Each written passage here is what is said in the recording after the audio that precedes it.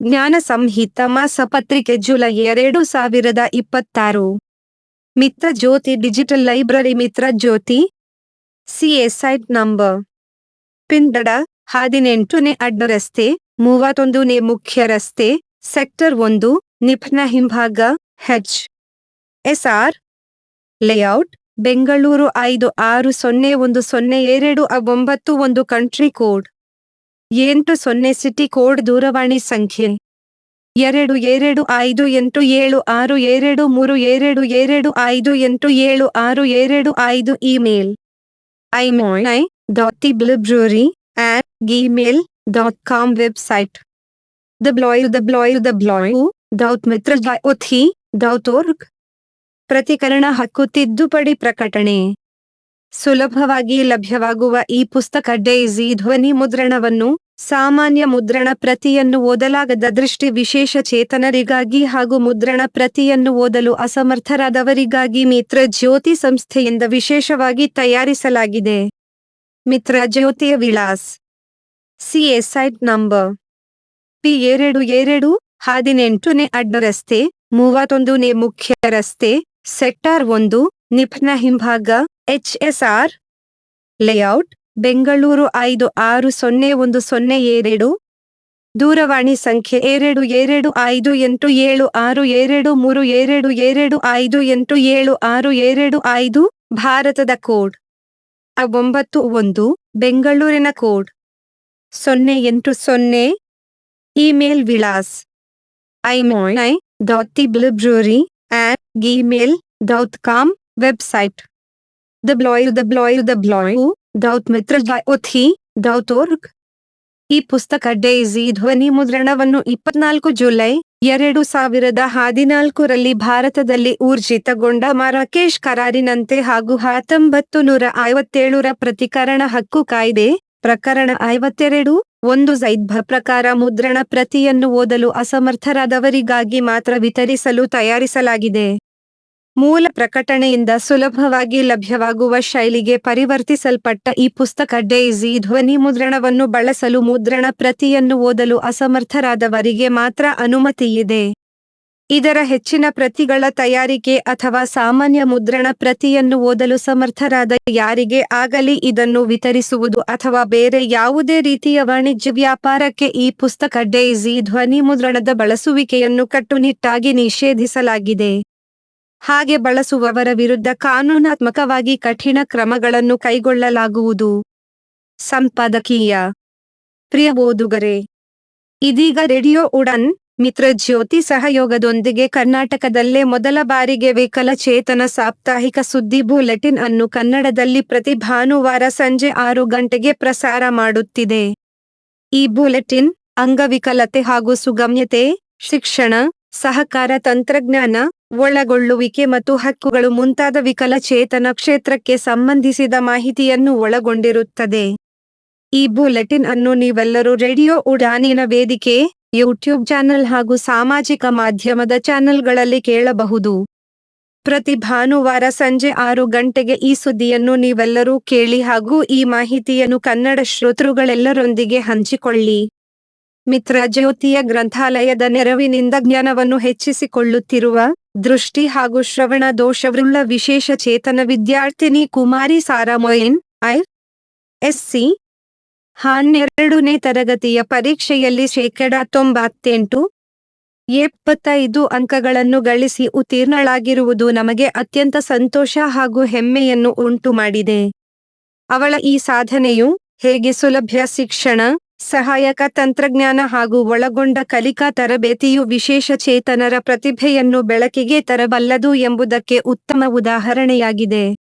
ಎಲ್ಲರಿಗೂ ಸ್ಫೂರ್ತಿ ಹಾಗೂ ಮಾದರಿಯಾಗಿರುವ ಕುಮಾರಿ ಸಾರಾಳನ್ನು ಈ ಸಂದರ್ಭದಲ್ಲಿ ಅಭಿನಂದಿಸುತ್ತಾ, ಅವಳ ಕನಸುಗಳೆಲ್ಲ ನನಸಾಗಿ ಸಾಧನೆಯ ಶಿಖರವನ್ನೇರಿ ಎಲ್ಲರಿಗೂ ಅವಳು ಪ್ರೇರಣೆಯಾಗಿರಲಿ ಎಂದು ಮಿತ್ರ ಜ್ಯೋತಿ ಕುಟುಂಬವು ಹಾರೈಸುತ್ತದೆ.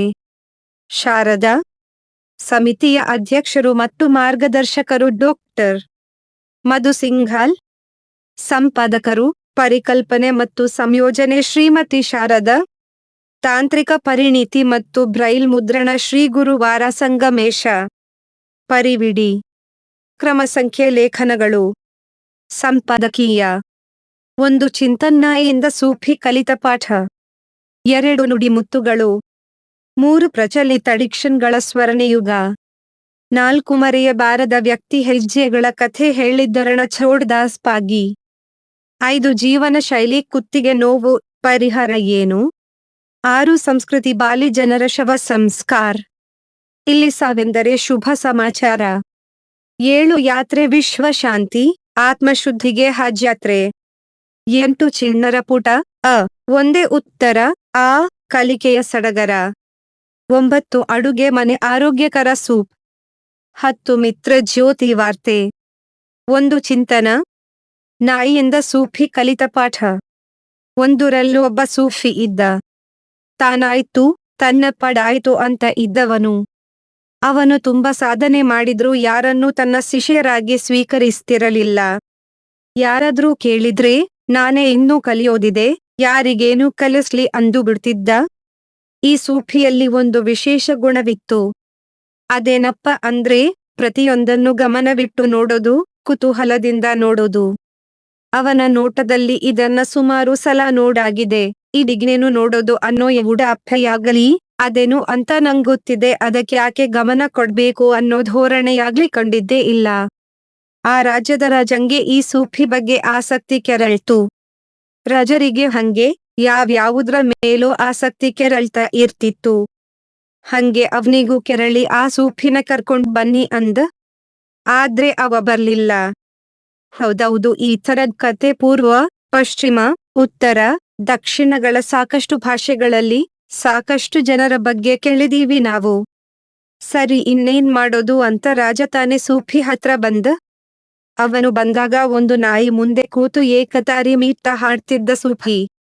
ಅವ ಇದ್ದಿದ್ದು ಹಾಡು ಮುಗಿದ ಮೇಲೇನೆ ರಾಜನಿಗೆ ಸತ್ಕಾರ ಮಾಡಿ ಏನು ಬಂದಿದ್ದು ಅಂತ ವಿಚಾರಿಸ್ದ ರಜನಿಗೋ ಈ ಸೂಫಿಯ ಗುರುವಾರ ಯಾರು ಇವ್ನಿಗೆ ದಾರಿ ತೋರಿಸಿದ್ದು ಯಾರು ಅನ್ನೋ ಕುತೂಹಲ ಅದನ್ನೇ ಕೇಳಿದ ಈ ನಾಯಿ ಸೂಫಿ ತನ್ನೆದಿರು ತೂಕಡಿಸುತ್ತ ಕೂತಿದ್ದ ನಾಯಿನ ತೋರಿಸ್ತಾ ಹೇಳಿದ ರಾಜನಿಗೆ ಇವನೆಲ್ಲೋ ನಂಗೆ ತಮಾಷೆ ಮಾಡ್ತಿರಬೇಕು ಈ ಸೂಫಿ ಗಿಫಿಗಳೆಲ್ಲ ವಿಚಿತ್ರ ಮನುಷ್ಯರಂತೆ ಇವನು ಹಂಗೆ ಇರ್ಬೇಕು ಅಂದುಕೊಳ್ತಾ ಅಂದ ಈ ನಾಯಿನೇ ನನ್ನ ಗುರುವಾರ ಖಾತ್ರಿಪಡಿಸಿದ ಸೂಫಿ ಅದು ಹೇಗೆ ಈ ನಾಯಿ ಏನು ಕಲಿಸ್ತು ನಿಂಗೆ ರಾಜನ ಪ್ರಶ್ನೆ ಅವತ್ತೊಂದಿನ ಈ ನಾಯಿ ಕೊಳದ ಅಂಚಲ್ಲಿ ನಿಂತ್ಕೊಂಡು ತನ್ನ ಬಿಂಬ ನೋಡ್ಕೊಂಡು ನೀರಿಗಿಳಿಯೋಕೆ ಹೆದರಿಕೊಳ್ತಾ ಇತ್ತು ತನ್ನದೇ ಪ್ರತಿಬಿಂಬ ನೋಡಿ ಬೇರೆ ಯಾವ್ದೋ ನಾಯಿ ಅಂದ್ಕೊಂಡು ಭಯ ಪಡ್ತಾ ಇತ್ತು ಆದ್ರೆ ಕೊಳ್ಳದಲ್ಲಿ ಅದರದೊಂದು ಮರಿ ಬಿದ್ದೋಗಿತ್ತು ಈ ನಾಯಿ ಕೊಳ್ಳಕ್ಕಿಳಿದು ಅದನ್ನ ಕಚ್ಕೊಂಡು ಬರ್ಲೇಬೇಕಿತ್ತು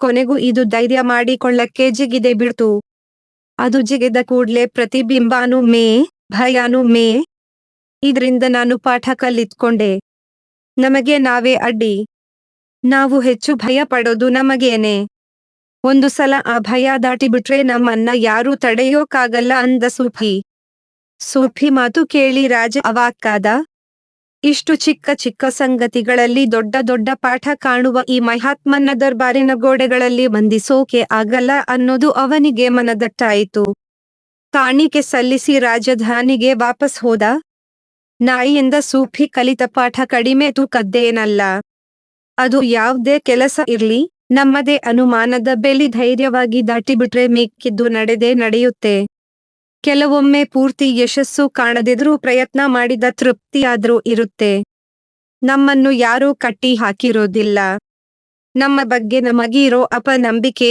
ಆತ್ಮವಿಶ್ವಾಸದ ಕೊರತೆ ನಮ್ಮ ಬಗ್ಗೆ ನಾವೇ ಕಟ್ಟಿಕೊಂಡಿರುವ ಹುಸಿ ಇಮೇಜ್ ಮತ್ತು ಮೇಲರಿಮೆಗಳು ಕೂಡ ನಮ್ಮನ್ನ ಹೆಜ್ಜೆ ಮುಂದಿಡದಂತೆ ಹೆದರಿಸ್ತವೆ ತಡೆಯುತ್ತವೆ ನಮ್ಮ ಈ ಕೊರತೆ ನಾಯಿಯ ಬಿಂಬವಷ್ಟೇ ಅದರ ಪ್ರತಾಪ ಕೊಳಕ್ಕೆ ಜಿಗಿಯುವವರೆಗಷ್ಟೇ ಇದು ನಾಯಿಯಿಂದ ಸೂಫಿ ಕಲಿತ ಪಾಠವಾಯಿತು ಸೂಫಿ ಕತೆ ನಮಗೆ ಯಾವ ಪಾಠ ಕಲಿಸ್ತು ಕಲಿಯೋ ಮನಸ್ಸಿದ್ರೆ ಯಾವುದರಿಂದ ಬೇಕಾದ್ರೂ ಕಲಿಯಬಹುದು ಅನ್ನೋ ಪಾಠ ನಾವೇನಾದ್ರೂ ಆ ನಾಯಿ ಕೊಳ್ಳಕ್ಕೆ ಜಿಗಿಯೋಕೆ ಭಯ ಪಡೋದನ್ನ ಆಮೇಲೆ ಭಯವನ್ನು ಮೀರಿ ಜಿಗಿಯೋದನ್ನ ನೋಡಿದ್ರೆ ಏನು ಮಾಡ್ತಿದ್ವಿ ಮೊದಲು ಪಾಪ ಅಂತಿದ್ವಿ ಆಮೇಲೆ ಭೇಷ್ ಅಂತಿದ್ವಿ ನಿಂತು ನೋಡುವ ವ್ಯವಧಾನ ಇದ್ದರೆ ಇಲ್ಲದಿದ್ರೆ ಅದು ಇಲ್ಲ ನಮ್ಮ ಪಂಚೇಂದ್ರಿಯಗಳು ಸದಾ ಎಚ್ಚರದಲ್ಲಿದ್ರೆ ನಾವು ಪ್ರತಿಯೊಂದರಿಂದಲೂ ಏನಾದ್ರೂ ಒಂದು ಪಾಠ ಕಲಿತಾನೆ ಇರ್ಬೋದು.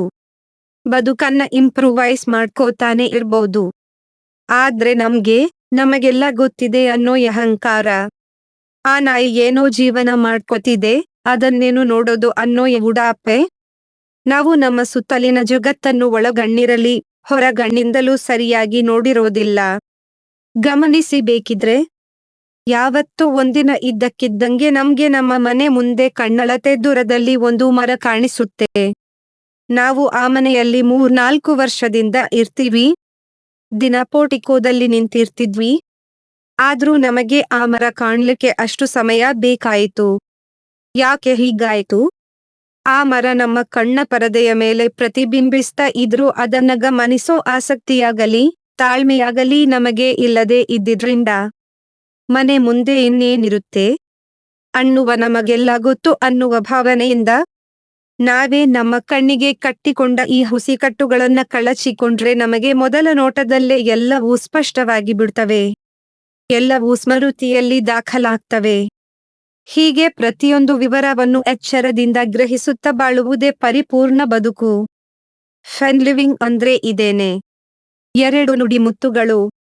1. ಬೇರೆಯವರಿಗೆ ಸ್ವಾತಂತ್ರ್ಯ ನೀಡದವರು ಸ್ವತಃ ಸ್ವಾತಂತ್ರ್ಯ ಅನುಭವಿಸಲು ಅನರ್ಹರು. Abraham Lincoln. 2. ದಯೆ ಮತ್ತು ಕರುಣೆಯ ಮುಂದೆ ಅತಿ ಬುದ್ಧಿವಂತಿಕೆ ನಿಲ್ಲಲಾರದು. ರೂಸೋ. 3. ನಮ್ಮ ಆ ಜ್ಞಾನದ ಮಿತಿಯನ್ನು ತಿಳಿದುಕೊಳ್ಳುವುದೇ ನಿಜವಾದ ಜ್ಞಾನ. ಕನ್ಫ್ಯೂಷಿಯಸ್. 4. ನಂಬಿ ಅನುಭವಿಸುವುದಕ್ಕಿಂತ ಅನುಭವಿಸಿ ನಂಬುವುದೇ ಶಾಶ್ವತ ಮತ್ತು ಸತ್ಯ. ಕುರುಡು ನಂಬಿಕೆಯ ಮೇಲೆ ನಿಂತ ಅನುಭವವು ಕುರುಡಾದುದೇ. ಕುವೆಂಪು. 5. ಓದು ದೊಡ್ಡದು ಸರಿ. ಆದರೆ ಮನುಷ್ಯ ಓದಿ ಕಲಿಯುವುದಕ್ಕಿಂತ ಹೆಚ್ಚಿನ ಸಂಗತಿಯನ್ನು ತಾನೇ ಬದುಕಿ ಕಲಿಯುತ್ತಾನೆ. ಮಾಸ್ತಿ ವೆಂಕಟೇಶ ಅಯ್ಯಂಗಾರ್. 6. ಇನ್ನೊಬ್ಬರ ಹುಚ್ಚುತನ ಕಾಣಿಸುವಷ್ಟು ಸುಲಭವಾಗಿ ನಮ್ಮ ಹುಚ್ಚುತನ ನಮಗೆ ಕಾಣಿಸದು. ಡಾ ಶಿವರಾಮ ಕಾರಂತ. 3. ಪ್ರಚಲಿತ ಅಡಿಕ್ಷನ್ಗಳ ಸ್ವರ್ಣಯುಗ. ಬಸ್, ರೈಲು, ಮೆಟ್ರೋದಲ್ಲಿದ್ದಾಗ ಸುತ್ತಲೂ ಒಮ್ಮೆ ನೋಡಿದರೆ ಎಲ್ಲರೂ ಅವರವರ ಮೊಬೈಲ್ ಫೋನ್ಗಳಲ್ಲಿ ಮುಳುಗಿಬಿಟ್ಟಿರುತ್ತಾರೆ. ಅಲ್ಲಿಂದ ಮನೆಗೆ ಬಂದರೂ ಮನೆ ಮಂದಿಯ ಕಣ್ಣುಗಳು ಫೋನ್, ಟಿವಿ ಪರದೆಯ ಮೇಲೆ ನೆಟ್ಟಿರುತ್ತವೆ. ಸಭೆ, ಶುಭ ಸಮಾರಂಭಗಳಲ್ಲಿ, ಸ್ನೇಹ ವಲಯದಲ್ಲೂ ಇದೇ ಪರಿಸ್ಥಿತಿ. 1-5 ನಿಮಿಷ ಬಿಡುವು ಸಿಕ್ಕರೂ ತಟ್ಟನೆ ಫೋನ್ಗಳ ಮೇಲೆ ರಂಗೋಲಿ ಬಿಡಿಸಲು ಸಜ್ಜಾಗುತ್ತೇವೆ. ವ್ಯಸನವಾಗಿರುವ ಈ ನಡವಳಿಕೆಯ ದುಷ್ಪರಿಣಾಮಗಳೇನು, ಕಡಿವಾಣ ಹಾಕುವುದು ಹೇಗೆ ಮತ್ತು ಅದರಿಂದ ದೂರವಿರುವುದು ಹೇಗೆ ಎನ್ನುವುದರ ಮೇಲೆ ಬೆಳಕು ಚೆಲ್ಲುವ ಈ ಲೇಖನ ಮೊಬೈಲ್ ವ್ಯಸನಿಗಳಿಗೆ ಎಚ್ಚರಿಕೆಯ ಪಾಠದಂತೆಯೂ ಇದೆ. ತಂತ್ರಜ್ಞಾನ ಮತ್ತು ಗ್ಯಾಜೆಟ್ಗಳ ಕಾಲವಿದು. ನಮ್ಮ ದೈನಂದಿನ ಬದುಕು ಕಳೆದ 3 ದಶಕಗಳಿಂದ ತಂತ್ರಜ್ಞಾನ ಮತ್ತು ಗ್ಯಾಜೆಟ್ಗಳ ಸುತ್ತಲೇ ಗಿರಕಿ ಹೊಡೆಯುತ್ತಿದೆ. ಅದರಿಂದ ಜನರ ಬದುಕು ಹೆಚ್ಚು ಪ್ರಭಾವಿತವಾಗಿದೆ. ಒಂದು ಅಧ್ಯಯನದ ಪ್ರಕಾರ ಅಮೆರಿಕನ್ನರು ದಿನವೊಂದಕ್ಕೆ 186 ರಿಂದ 200 ಬಾರಿ ತಮ್ಮ ಸ್ಮಾರ್ಟ್ ಫೋನ್ಗಳನ್ನು ನೋಡಿದರೆ ಭಾರತೀಯರು 70 ರಿಂದ 80 ಬಾರಿ ನೋಡುತ್ತಿರುತ್ತಾರೆ. ನಮ್ಮ ಕಣ್ಣುಗಳು ದಿನವೊಂದಕ್ಕೆ ಗಂಟೆಗಟ್ಟಲೆ ಫೋನ್ ಪರದೆಯ ಮೇಲೆ ನೆಟ್ಟಿರುತ್ತವೆ. ಈ ಬಗೆಯ ಬಳಕೆಯಲ್ಲಿ ಅವಶ್ಯಕ ಹಾಗೂ ಅನಾವಶ್ಯಕ ಬಳಕೆ ಎರಡೂ ಸೇರಿರುತ್ತವೆ. ಎರಡನೆಯದರ ಪಾಲೇ ಹೆಚ್ಚಿರುತ್ತದೆ. ಈ ಗಿಳಿಗೆ ಕಾರಣಗಳೇನು? ಈ ಅಡಿಕ್ಷನ್ಗೆ ಮನೋವೈಜ್ಞಾನಿಕ ಕಾರಣಗಳಿವೆಯೇ? ಇದರ ಪರಿಣಾಮಗಳೇನು? ಇದರ ಬಂಧ ಬಾಹಗಳಿಂದ ಹೊರಬರುವುದೆಂತು? ನಾವೇ ಸೃಷ್ಟಿಸಿಕೊಂಡ ಬಂಧನದಿಂದ ಬಿಡುಗಡೆಯೆಂತು? ಇಂದಿನ ನಮ್ಮ ಬದುಕೆ ಈ ತಂತ್ರಜ್ಞಾನ ಮತ್ತು ಗ್ಯಾಜೆಟ್ಗಳೊಂದಿಗೆ ಬೆಸೆದುಕೊಂಡಿರುವಾಗ ಇವುಗಳನ್ನು ಜಾಗರೂಕವಾಗಿ ಬಳಸುವುದೆಂತು? ಉತ್ತರ ಹುಡುಕುವುದು ಮತ್ತು ಅದನ್ನು ಪಾಲಿಸುವುದು ಅಷ್ಟು ಸುಲಭದ ಹಾದಿಯಲ್ಲ. ಗೀಳಿಗಿರುವ ವೈಜ್ಞಾನಿಕ ಕಾರಣಗಳು ಏನು?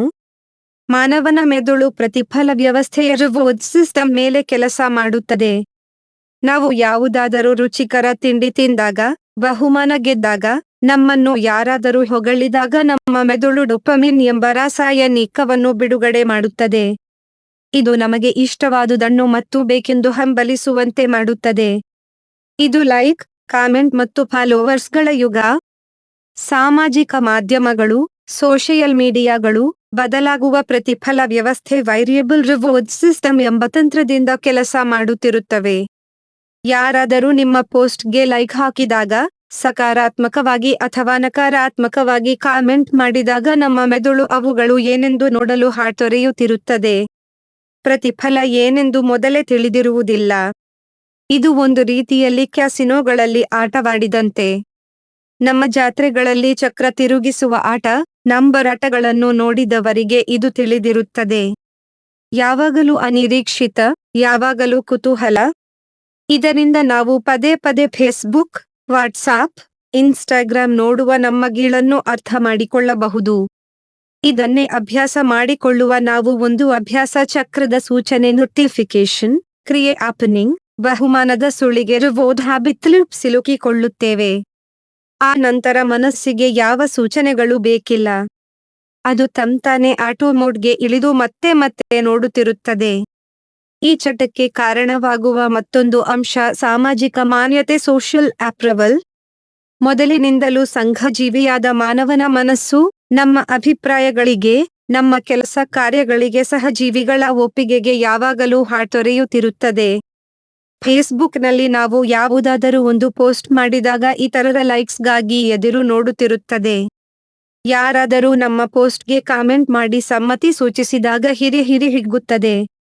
ನಮ್ಮ ಮನೋಭಾವವನ್ನು ಚೆನ್ನಾಗಿ ಅರ್ಥ ಮಾಡಿಕೊಳ್ಳುವ ಅವು ನಮ್ಮ ಭಾವನೆಗಳೊಂದಿಗೆ ಚೆಲ್ಲಾಟವಾಡುತ್ತವೆ.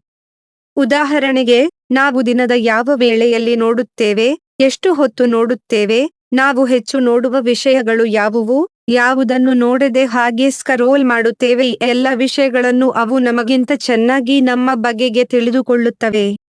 ನಮ್ಮ ನೋವು, ನಲಿವು, ಇಷ್ಟ, ಕಷ್ಟ, ಕೋಪ, ಹತಾಶೆ ಎಲ್ಲವನ್ನೂ ಆಲ್ಗರಿದಮ್ಗಳ ಸಹಾಯದಿಂದ ಅರ್ಥ ಮಾಡಿಕೊಂಡು ನಮ್ಮ ಭಾವನೆಗಳಿಗೆ, ಮಾನಸಿಕ ಸ್ಥಿತಿಗತಿಗಳಿಗೆ ಇಷ್ಟವಾಗುವ ಸಂಗತಿಗಳನ್ನೇ ನಮ್ಮ ಮುಂದೊಡ್ಡಿ ಅವುಗಳೊಂದಿಗೆ ಆದಷ್ಟು ಹೆಚ್ಚಿನ ಸಮಯ ಕಳೆಯುವಂತೆ ಮಾಡುತ್ತವೆ. ನಾವು ಹೆಚ್ಚು ಹೊತ್ತು ಈ ಗೀಳಿನಲ್ಲಿ ಮುಳುಗಿದ್ದಷ್ಟು ಕಂಪನಿಗಳಿಗೆ ಹೆಚ್ಚು ದುಡ್ಡು, ಹೆಚ್ಚಿನ ಜಾಹೀರಾತು, ಹೆಚ್ಚಿನ ಲಾಭ. ದೈತ್ಯ ಕಂಪನಿಗಳು ದುಡ್ಡಿನ ರಾಶಿ ಹಾಕುತ್ತವೆ. ಬಡಪಾಯಿಗಳಾದ ನಾವು ವ್ಯಸನದಲ್ಲಿ ಮುಳುಗಿ ಮಾನಸಿಕ ಆರೋಗ್ಯ, ನೆಮ್ಮದಿ, ನಿದ್ದೆ ಎಲ್ಲವನ್ನೂ ಹಾಳು ಮಾಡಿಕೊಂಡು ಬಿಡುತ್ತೇವೆ. ಗೀಳಿನಿಂದಾಗುವ ಪರಿಣಾಮಗಳೇನು? ಪರಿಣಾಮಗಳು ಅನೇಕ. ಇವುಗಳಲ್ಲಿ ಬಹು ಮುಖ್ಯವಾದುದು ಯಾವುದೇ ಕೆಲಸ ಕಾರ್ಯಗಳ ಮೇಲೆ ಹೆಚ್ಚಿನ ಹೊತ್ತು ಗಮನವನ್ನು ಕೇಂದ್ರೀಕರಿಸುವುದರಲ್ಲಿ ವಿಫಲವಾಗುವುದು. ಇದರಿಂದಾಗುವ ತೊಂದರೆಗಳು ಅನೇಕ. ವಿದ್ಯಾರ್ಥಿಗಳು ಓದುವ ವಿಷಯದ ಮೇಲೆ ಮನಸ್ಸನ್ನು ಕೇಂದ್ರೀಕರಿಸುವುದರಲ್ಲಿ ವಿಫಲಗೊಂಡು ಓದಿನಲ್ಲಿ ಹಿಂದೆ ಬೀಳುವುದು. ದೊಡ್ಡವರು ತಮ್ಮ ಕೆಲಸ ಕಾರ್ಯಗಳಲ್ಲಿ ಗಮನ ಕೇಂದ್ರೀಕರಿಸದೆ ಅಥವಾ ಆಸಕ್ತಿ ಕಳೆದುಕೊಂಡು ಉತ್ಪಾದಕತೆ ಮತ್ತು ಕಾರ್ಯಕ್ಷಮತೆ ಕುಂಠಿತವಾಗುವುದು. ಈ ಗೀಳು ನಮ್ಮ ಮಾನಸಿಕ ಆರೋಗ್ಯದ ಮೇಲೆ ಪ್ರತಿಕೂಲ ಪರಿಣಾಮ ಬೀರುತ್ತದೆ. ನಮ್ಮಲ್ಲಿ ಒತ್ತಡ, ಆತಂಕ, ಖಿನ್ನತೆ, ನಿದ್ರಾಹೀನತೆ, ಸಾಮಾಜಿಕ ಪ್ರತ್ಯೇಕತೆ, ಕೀಳರಿಮೆ, ಮನಸ್ಥಿತಿಯ ಏರಿಳಿತಗಳು ಅಥವಾ ಭಾವನೆಗಳ ಹಠಾತ್ ಬದಲಾವಣೆಗಳಂತಹ ಸೂಚನೆಗಳು ಕಾಣಿಸಿಕೊಂಡು ಬರುತ್ತಾ ಅವು ನಮ್ಮಲ್ಲೇ ಮನೆ ಮಾಡುವ ಸಾಧ್ಯತೆಗಳಿರುತ್ತವೆ. ಎಲ್ಲ ವಯಸ್ಕರು ಇವುಗಳಿಂದ ಹೊರತಾಗಿಲ್ಲದಿದ್ದರೂ, ಇವುಗಳು ಪ್ರಮುಖವಾಗಿ ಭಾವನೆಗಳ ಉತ್ಕಟತೆಯೊಂದಿಗೆ ಹೋರಾಡುವ ಹದಿಹರೆಯದವರ ಮಾನಸಿಕ ಆರೋಗ್ಯದ ಮೇಲೆ ಪರಿಣಾಮ ಬೀರುವುದೇ ಹೆಚ್ಚು. ಇವುಗಳಿಂದ ಮುಕ್ತಿ ಹೇಗೆ? ಇದೇ ಇಂದು ನಮ್ಮ ಮುಂದಿರುವ ಬಹು ಮುಖ್ಯವಾದ ಪ್ರಶ್ನೆ. ಸ್ಮಾರ್ಟ್ ಫೋನ್, ಕಂಪ್ಯೂಟರ್ ಮತ್ತು ಇಂಟರ್ನೆಟ್ ಇವುಗಳು ಇಂದು ನಮ್ಮ ಬದುಕಿನ ಅವಿಭಾಜ್ಯ ಅಂಗಗಳಾಗಿರುವಾಗ ಅವುಗಳನ್ನು ಪೂರ್ಣವಾಗಿ ಬಿಟ್ಟಿರುತ್ತೇನೆ ಎಂದು ಹೇಳಲಾಗದು. ಬಿಟ್ಟಿರುತ್ತೇನೆಂದು ಹಠ ಮಾಡಿದರೆ ನಿಮ್ಮ ಪ್ರಿಯತಮೆಯೋ ಇಲ್ಲ ಪ್ರಿಯತಮನೋ ನಿಮ್ಮನ್ನೇ ಬಿಟ್ಟು ಹೋದಾರು. ದಿನಂಪ್ರತಿ ಅವುಗಳೊಡನಿದ್ದು ಲಕ್ಷ್ಮಣ ರೇಖೆಯನ್ನು ಎಳೆದಂತೆ ಅವುಗಳಿಂದ ದೂರವಿರುವುದೆಂತು? ವಾಟ್ಸಾಪ್, ಫೇಸ್ಬುಕ್ ನೋಟಿಫಿಕೇಶನ್ಗಳು ಬಂದರೂ ಕಣ್ಮುಚ್ಚಿ ಕುಳಿತಿರುವುದೆಂತು? ಫೇಸ್ಬುಕ್, ಯೂಟ್ಯೂಬ್, ಇನ್ಸ್ಟಾಗ್ರಾಮ್ ರೀಲ್ಸ್ಗಳೇ ಕಣ್ಮುಂದೆ ಕುಣಿದಾಡಿದರೂ ನೋಡೆನೆಂದು ಕಣ್ಮುಚ್ಚುವುದೆಂತು? ಇದು ಸವಾಲಿನ ಪ್ರಶ್ನೆಯೇ?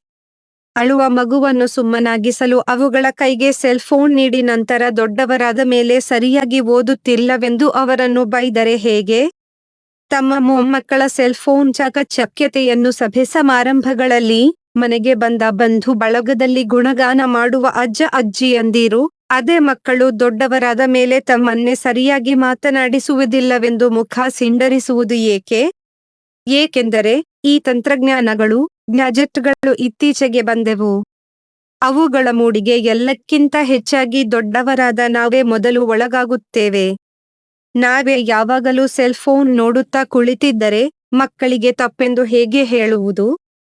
ಪ್ರಶ್ನೆ ಕಗ್ಗಂಟಾಗುತ್ತಾ ಹೋಗುತ್ತದೆ. ಇವುಗಳೊಂದಿಗೆ ಬಿಟ್ಟು ಬಿಡದಂತಿರುವುದು ಹೇಗೆ? ತಜ್ಞರು ಇದರ ಬಗೆಗೆ ಏನನ್ನು ಹೇಳುತ್ತಾರೆ? ವಿಷಯ ತಜ್ಞರು ಡಿಜಿಟಲ್ ಅಡಿಕ್ಷನ್ ತಡೆಗಟ್ಟುವಲ್ಲಿ 5 ಬಗೆಯ ವಿಧಾನಗಳನ್ನು ಸೂಚಿಸುತ್ತಾರೆ. ಅವುಗಳೆಂದರೆ: 1. ನರವೈಜ್ಞಾನಿಕ ಮತ್ತು ಜೈವಿಕ ವಿಧಾನ, ಮೆದುಳು. 2. ನಡವಳಿಕೆಗೆ ಅಥವಾ ಅಭ್ಯಾಸಗಳಿಗೆ ಸಂಬಂಧಿಸಿದ ವಿಧಾನ, ವರ್ತನೆ. 3. ಪರಿಸರ ವಿನ್ಯಾಸ ತಂತ್ರಗಳ ವಿಧಾನ, ಪರಿಸರ. 4. ಅರಿವಿನ ಅಥವಾ ಮನೋವೈಜ್ಞಾನಿಕ ವಿಧಾನ, ಮನೋಭಾವ. 5. ರಚನಾತ್ಮಕ ಅಥವಾ ವ್ಯವಸ್ಥೆಗೆ ಸಂಬಂಧಿಸಿದ ವಿಧಾನ, ವ್ಯವಸ್ಥೆ. 1. ನರವೈಜ್ಞಾನಿಕ ಮತ್ತು ಜೈವಿಕ ವಿಧಾನ. ಮೊದಲೇ ತಿಳಿಸಿದಂತೆ ನಮ್ಮ ಡಿಜಿಟಲ್ ಅಡಿಕ್ಷನ್ ಜಾಸ್ತಿಯಾದಾಗ ಮೆದುಳು ಡೋಪಮಿನ್ ಎಂಬ ರಾಸಾಯನಿಕವನ್ನು ಹೆಚ್ಚಾಗಿ ಹೊರಸೂಸುತ್ತದೆ. ಈ ರಾಸಾಯನಿಕದ ಸಮತೋಲನವನ್ನು ಮರುಸ್ಥಾಪಿಸುವುದು ಅತಿ ಮುಖ್ಯ. ಮೊಬೈಲ್ ಬಳಕೆ ಅತಿಯಾದಾಗ ಈ ಡೋಪಮಿನ್ ಮಟ್ಟ ಅಸ್ಥಿರವಾಗುತ್ತದೆ ಮತ್ತು ಸಾಮಾನ್ಯ ಕೆಲಸ ಕಾರ್ಯಗಳ ಮೇಲೆ ಆಸಕ್ತಿ ಕಡಿಮೆಯಾಗುತ್ತದೆ. ಇದನ್ನು ಸರಿಪಡಿಸಬೇಕಾದರೆ ದಿನದಲ್ಲಿ ಕೆಲವು ಗಂಟೆ ಡಿಜಿಟಲ್ ಉಪವಾಸ ಮಾಡುವುದು, ನಿಯಮಿತ ಧ್ಯಾನ, ವ್ಯಾಯಾಮ, ನಡಿಗೆ, ಸರಿಯಾದ ನಿದ್ರೆ ಇವುಗಳು ಅತ್ಯವಶ್ಯಕ. ಹೀಗೆ ಮಾಡುತ್ತಾ ಬಂದಾಗ ಕೆಲವೇ ವಾರಗಳಲ್ಲಿ ಡೋಪಮಿನ್ ಮಟ್ಟ ತನ್ನ ಸಮತೋಲನವನ್ನು ಕಾಯ್ದುಕೊಳ್ಳುವತ್ತ ಸಾಗುತ್ತದೆ. 2. ನಡವಳಿಕೆಗೆ ಸಂಬಂಧಿಸಿದ ವಿಧಾನ. ಈ ವಿಧಾನದಲ್ಲಿ ಮೊದಲೇ ಹೇಳಿದ್ದ ಸೂಚನೆ, ಕ್ರಿಯೆ, ಬಹುಮಾನದ ಚಕ್ರ ಮುರಿಯುವುದು ಅತ್ಯವಶ್ಯಕ. ಈ ಚಕ್ರ ಮರೆಯಬೇಕಾದರೆ ಅನಗತ್ಯ ನೋಟಿಫಿಕೇಶನ್ಗಳನ್ನು ನಿಲ್ಲಿಸುವುದು, ಮಲಗುವಾಗ ಫೋನ್ ಅನ್ನು ಕೋಣೆಯಿಂದ ಹೊರಗಿಡುವುದು ಅಥವಾ ಮಲಗುವ 1 ಗಂಟೆ ಮುನ್ನ ಅನವಶ್ಯಕವಾಗಿ ಬಳಸದಿರುವುದು, ಸಾಮಾಜಿಕ ಮಾಧ್ಯಮಗಳ ಆಪ್ಗಳನ್ನು ಹೋಮ್ ಸ್ಕ್ರೀನ್ನಿಂದ ತೆಗೆದುಹಾಕಿ ದಿನದಲ್ಲಿ ನಿಗದಿತ ಸಮಯದಲ್ಲಿ ಮಾತ್ರ ಅವುಗಳನ್ನು ತೆರೆದು ನೋಡುವುದು, ಈ ಅಭ್ಯಾಸಗಳು ಅತ್ಯವಶ್ಯಕ.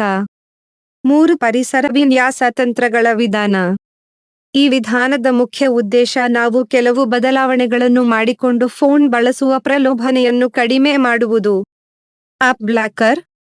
ಇದು ಒಂದು ತಂತ್ರಾಂಶದ ಉಪಕರಣವಾಗಿದ್ದು ಸಾಫ್ಟ್ವೇರ್ ಟೂಲ್. ಇದನ್ನು ನಾವು ಕೆಲಸ ಮಾಡುವಾಗ ಅಥವಾ ಓದುವಾಗ ಯಾವುದೇ ಅಪ್ಲಿಕೇಶನ್ಗಳು ಮತ್ತು ವೆಬ್ಸೈಟ್ಗಳು ಒಂದು ನಿರ್ದಿಷ್ಟ ಸಮಯದವರೆಗೆ ನಮ್ಮನ್ನು ಅಡಚಣೆ ಮಾಡದಂತೆ ತಡೆಯಲು ಬಳಸುವ ವಿಧಾನವಾಗಿದೆ. ಇದು ನಮ್ಮ ಫೋನ್ಗಳನ್ನು ಆರೋಗ್ಯಕರವಾಗಿ ಬಳಸುವುದರಲ್ಲಿ ನೆರವಾಗುತ್ತದೆ. No phone zone. ಇದರ ಉದ್ದೇಶ ಕೆಲವು ನಿರ್ದಿಷ್ಟ ಸಮಯ, ಕಾರ್ಯ ಮತ್ತು ಪ್ರದೇಶಗಳಲ್ಲಿ ಫೋನ್ ಬಳಸುವುದನ್ನು ನಿಷೇಧಿಸುವುದಾಗಿದೆ.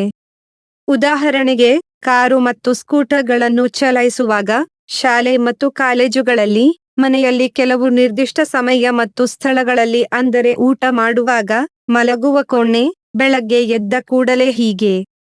ಕೆಲಸ ಮಾಡುವಾಗ ಫೋನ್ ಅನ್ನು ಕಣ್ಣಿಗೆ ಕಾಣದಂತೆ ಇಡುವುದು, ಅಲಾರಾಂಗೆ ಬೇರೆ ಗಡಿಯಾರ ಬಳಸುವುದು, ಕೆಲವೊಮ್ಮೆ ಬೇಕೆಂದಾಗ ರೇಡಿಯೋ ಬಳಸುವುದು ಇವು ಇದರ ಇನ್ನಿತರ ವಿಧಾನಗಳು. 4. ಮನೋವೈಜ್ಞಾನಿಕ ವಿಧಾನ. ಈ ವಿಧಾನದ ಮುಖ್ಯ ಉದ್ದೇಶ ನಮ್ಮ ಒಳ ನಿಯಂತ್ರಣವನ್ನು ಹೆಚ್ಚಿಸುವುದು, ಅಂದರೆ ಹೆಚ್ಚು ಜಾಗೃತವಾಗಿರುವುದು. ನಮ್ಮ ಜೀವನದ ಮುಖ್ಯ ಉದ್ದೇಶವೇನು, ನಮ್ಮ ಮುಖ್ಯ ಗುರಿ ಏನು ಎಂದು ಯೋಚಿಸುವುದು. ನಮ್ಮ ಅಭ್ಯಾಸಗಳು ಅದಕ್ಕೆ ಪೂರಕವಾಗಿದೆಯೇ ಎಂದು ನೋಡುವುದು, ಪೂರಕವಾಗಿಲ್ಲದಿದ್ದರೆ ಅಭ್ಯಾಸಗಳನ್ನು ಬದಲಿಸಿಕೊಳ್ಳುವುದು. ನಮ್ಮ ದೈನಂದಿನ ಫೋನ್ ಬಳಕೆಯನ್ನು ಪರಾಮರ್ಶಿಸಿ ಅದನ್ನು ಅವಶ್ಯವಿದ್ದಾಗ ಮಾತ್ರ ಜಾಗರೂಕವಾಗಿ ಬಳಸುವುದು. ನಮ್ಮ ಮನಸ್ಸು ಫೋನ್ ಬಳಸುವಂತೆ ಮಾಡುವ ಪ್ರಲೋಭನೆಗಳನ್ನು ಗುರುತಿಸಿ ಅವುಗಳನ್ನು ನಿಯಂತ್ರಿಸುವುದು. ಇವುಗಳ ಜೊತೆಗೆ ಯಾವುದೇ ಕೆಲಸಗಳಿಲ್ಲದಿದ್ದಾಗ ನಮ್ಮ ಮನಸ್ಸನ್ನು ಇನ್ನಿತರ ಆರೋಗ್ಯಕರ ಚಟುವಟಿಕೆಗಳತ್ತ ಗಮನ ಹರಿಸುವಂತೆ ಮಾಡುವುದು ಅಥವಾ ಬೇಸರವನ್ನು ಕೂಡ ಸಹಿಸುವ ಅಭ್ಯಾಸ ಮಾಡಿಕೊಳ್ಳುವುದು. 5. ರಚನಾತ್ಮಕ ವಿಧಾನ. ಸ್ಕ್ರೀನ್ ಟೈಮ್ ಟ್ರ್ಯಾಕ್ಸ್ ಮಾಡುವುದು. ವಾರದಲ್ಲಿ 1 ದಿನ ಫೋನ್ ಅನ್ನು ಬರಿಯ ಅವಶ್ಯ ಸಂಭಾಷಣೆಗಳಿಗೆ ಬಿಟ್ಟು ಬೇರೆ ಯಾವುದಕ್ಕೂ ಬಳಸದಿರುವುದು, ಕುಟುಂಬದೊಂದಿಗಿದ್ದಾಗ ಫೋನ್ ಬಳಸದಿರುವುದು, ಅವಶ್ಯವಿಲ್ಲದ ಸೋಷಿಯಲ್ ಮೀಡಿಯಾ ಖಾತೆಗಳನ್ನು, ಆಪ್ಗಳನ್ನು ಅಳಿಸುವುದು ಈ ವಿಧಾನದ ಕೆಲವು ಹಂತಗಳು. ಅಮೆರಿಕದ ಜಾರ್ಜ್ ಟೌನ್ ವಿಶ್ವವಿದ್ಯಾಲಯದ ಪ್ರೊಫೆಸರ್ ಕಾಲ್ ನ್ಯೂಪೋರ್ಟ್ ಅವರು ತಮ್ಮ ಡಿಜಿಟಲ್ ಮಿನಿಮಲಿಸಂ ಎಂಬ ಪುಸ್ತಕದಲ್ಲಿ ಡಿಜಿಟಲ್ ಡಿಕ್ಲಟರ್, ಅನವಶ್ಯಕವಾದ ತಂತ್ರಾಂಶಗಳನ್ನು ತೆಗೆಯುವುದು, ಮತ್ತು ಡಿಜಿಟಲ್ ಮಿನಿಮಲಿಸಂ, ಅತ್ಯವಶ್ಯಕವಾದ ತಂತ್ರಾಂಶಗಳನ್ನು ಮಾತ್ರ ಬಳಸುವುದು ಎಂಬ 2 ವಿಷಯಗಳನ್ನು ಮುಂದಿಡುತ್ತಾರೆ. ಅವರು ಮೊದಲು 1 ತಿಂಗಳ ಮಟ್ಟಿಗೆ ನಮಗೆ ಅವಶ್ಯವಿಲ್ಲದ ಡಿಜಿಟಲ್ ತಂತ್ರಾಂಶಗಳಿಂದ ಪೂರ್ಣವಾಗಿ ಹೊರಬಂದು ನಂತರ ನಮ್ಮ ಕೆಲಸ ಕಾರ್ಯಗಳಿಗೆ ಮತ್ತು ನಮ್ಮ ಉದ್ದೇಶಗಳಿಗೆ ಪೂರಕವಾದ ಮತ್ತು ಅತ್ಯಗತ್ಯವಾದ ತಂತ್ರಾಂಶಗಳನ್ನು ಮಾತ್ರ ಬಳಸುವಂತೆ ಸಲಹೆ ನೀಡುತ್ತಾರೆ. ಹೇಳಿದ ಎಲ್ಲ ವಿಧಾನಗಳನ್ನು ಚಾಚೂ ತಪ್ಪದೇ ಪಾಲಿಸುವುದು ಕಷ್ಟವಾದರೂ, ನಮ್ಮ ಪರಿಸ್ಥಿತಿಗಳಿಗೆ ಅನುಗುಣವಾಗಿ ನಮಗೆ ಸರಿಯೆನಿಸುವ ಕೆಲವು ತಂತ್ರಗಳನ್ನಾದರೂ ಪ್ರಾಮಾಣಿಕವಾಗಿ ಅನುಸರಿಸಿದರೆ ಸಾಕು. ನಾವು ಫೋನ್ ಬಳಕೆಯನ್ನು ಕಡಿಮೆ ಮಾಡುತ್ತಾ ಬಂದಂತೆ ನಮ್ಮ ಸುತ್ತಮುತ್ತಲಿನ ಪರಿಸರದೊಂದಿಗೆ ಹೆಚ್ಚು ಒಡನಾಟ ಬೆಳೆಸಿಕೊಳ್ಳಬೇಕು. ಈ ಗ್ಯಾಜೆಟ್ಗಳು ಮತ್ತು ಸರಕು ಮಾರುಕಟ್ಟೆಗಳು ನಮ್ಮ ಮುಂದಿಡುವ ಪ್ರಲೋಭನೆಯಿಂದ ಹೊರಬರಲು ಇದು ಉತ್ತಮ ಮಾರ್ಗ. ಪ್ರಾಣಿ ಪಕ್ಷಿಗಳು, ಬಣ್ಣ ಬಣ್ಣದ ಹೂಗಳು, ಆಕಾಶದ ನಕ್ಷತ್ರ ಪುಂಜಗಳು, ಮಗುವಿನ ಮುಗ್ಧ ನಗು, ತುಂಟ ಮಾತು, ಒಂದು ಒಳ್ಳೆಯ ಪುಸ್ತಕ, ಸುಂದರ ಮನುಷ್ಯ ಸಂಬಂಧಗಳು ಇವುಗಳನ್ನು ಮತ್ತೆ ಸವಿಯುತ್ತಾ ಹೋಗಬೇಕು. ನಗರಗಳ ಇಂದಿನ ವೇಗದ ಬದುಕಿನಿಂದ ಸ್ವಲ್ಪ ಹೊರಬಂದು ಇವುಗಳತ್ತಲೂ ಗಮನ ಹರಿಸಬೇಕಿದೆ. ಈ ದಿಸೆಯಲ್ಲಿ ನಮ್ಮದೇ ರಾಜ್ಯದ ಬೆಳಗಾವಿ ಜಿಲ್ಲೆಯ ಹಲಗ ಗ್ರಾಮ ನಿಜಕ್ಕೂ ಒಂದು ಮಾದರಿ. ಈ ಗ್ರಾಮದಲ್ಲಿ ಪ್ರತಿದಿನ ಸೈರನ್ ಮೊಳಗಿದಾಗ ರಾತ್ರಿ 7 ರಿಂದ 9 ರವರೆಗೆ ಗ್ರಾಮದ ಎಲ್ಲರೂ ತಮ್ಮ ಟಿವಿ, ಮೊಬೈಲ್ಗಳನ್ನು ಸ್ವಿಚ್ ಆಫ್ ಮಾಡಿ ಹರಟೆ, ಮಾತುಕತೆ ಮತ್ತು ಓದಿನಲ್ಲಿ ಮಗ್ನರಾಗಬೇಕು. ಹೀಗೆ ನಮ್ಮ ಮಕ್ಕಳಿಗೆ ಸೆಲ್ಫೋನ್ ಗೀಳನ್ನು ಬಿಡುವಂತೆ ಹೇಳುವ ಮುನ್ನ ಮೊದಲು ನಾವೇ ಬಿಡಲು ಪ್ರಯತ್ನಿಸೋಣ. ಮನಸ್ಸು ಮಾಡಿದರೆ ಯಾವುದೂ ಅಸಾಧ್ಯವಲ್ಲ. 4 ಮರೆಯಬಾರದ ವ್ಯಕ್ತಿ. ಹೆಜ್ಜೆಗಳ ಕಥೆ ಹೇಳಿದ್ದರಣ ಛೋಡ್ದಾಸ್ ಪಾಗಿ. ಮರಳುಗಾಡಿನಲ್ಲಿ ಒಂಟೆ ಸಾಕುತ್ತಿದ್ದ ಅಲೆಮಾರಿ ಮನುಷ್ಯನೊಬ್ಬ ಪಾಕಿಸ್ತಾನದ ವಿರುದ್ಧ 2 ಯುದ್ಧಗಳಲ್ಲಿ ಭಾರತೀಯ ಸೈನ್ಯದ ವಿಜಯಕ್ಕೆ ಕಾರಣನಾದದ್ದೇ ಒಂದು ರೋಮಾಂಚಕ ಕಥೆ. ಮರುಭೂಮಿಯ ನಡುವೆ ಕಗ್ಗತ್ತಲಿನ ರಾತ್ರಿ, ಗುಜರಾತಿನ ಕಚ್ ಪ್ರದೇಶದ ತೆರೆದ ಬಯಲಿನ ಅಂಚಿನಲ್ಲಿ ಗಸ್ತಿಗೆ ಹೊರಟ ಭಾರತೀಯ ಸೈನಿಕ ತುಕಡಿ. ಅವರ ಮುಂದೆ ಕಣ್ಣು ಹಾಯಿಸುವ ದೂರದ ತನಕ ಬಿಳಿ ಮರಳು. ಮರಳುಗಾಡಿನ ನಡುವೆ ದಾರಿ ತೋರಿಸುವಾತ 65 ವರ್ಷಗಳ ವೃದ್ಧ.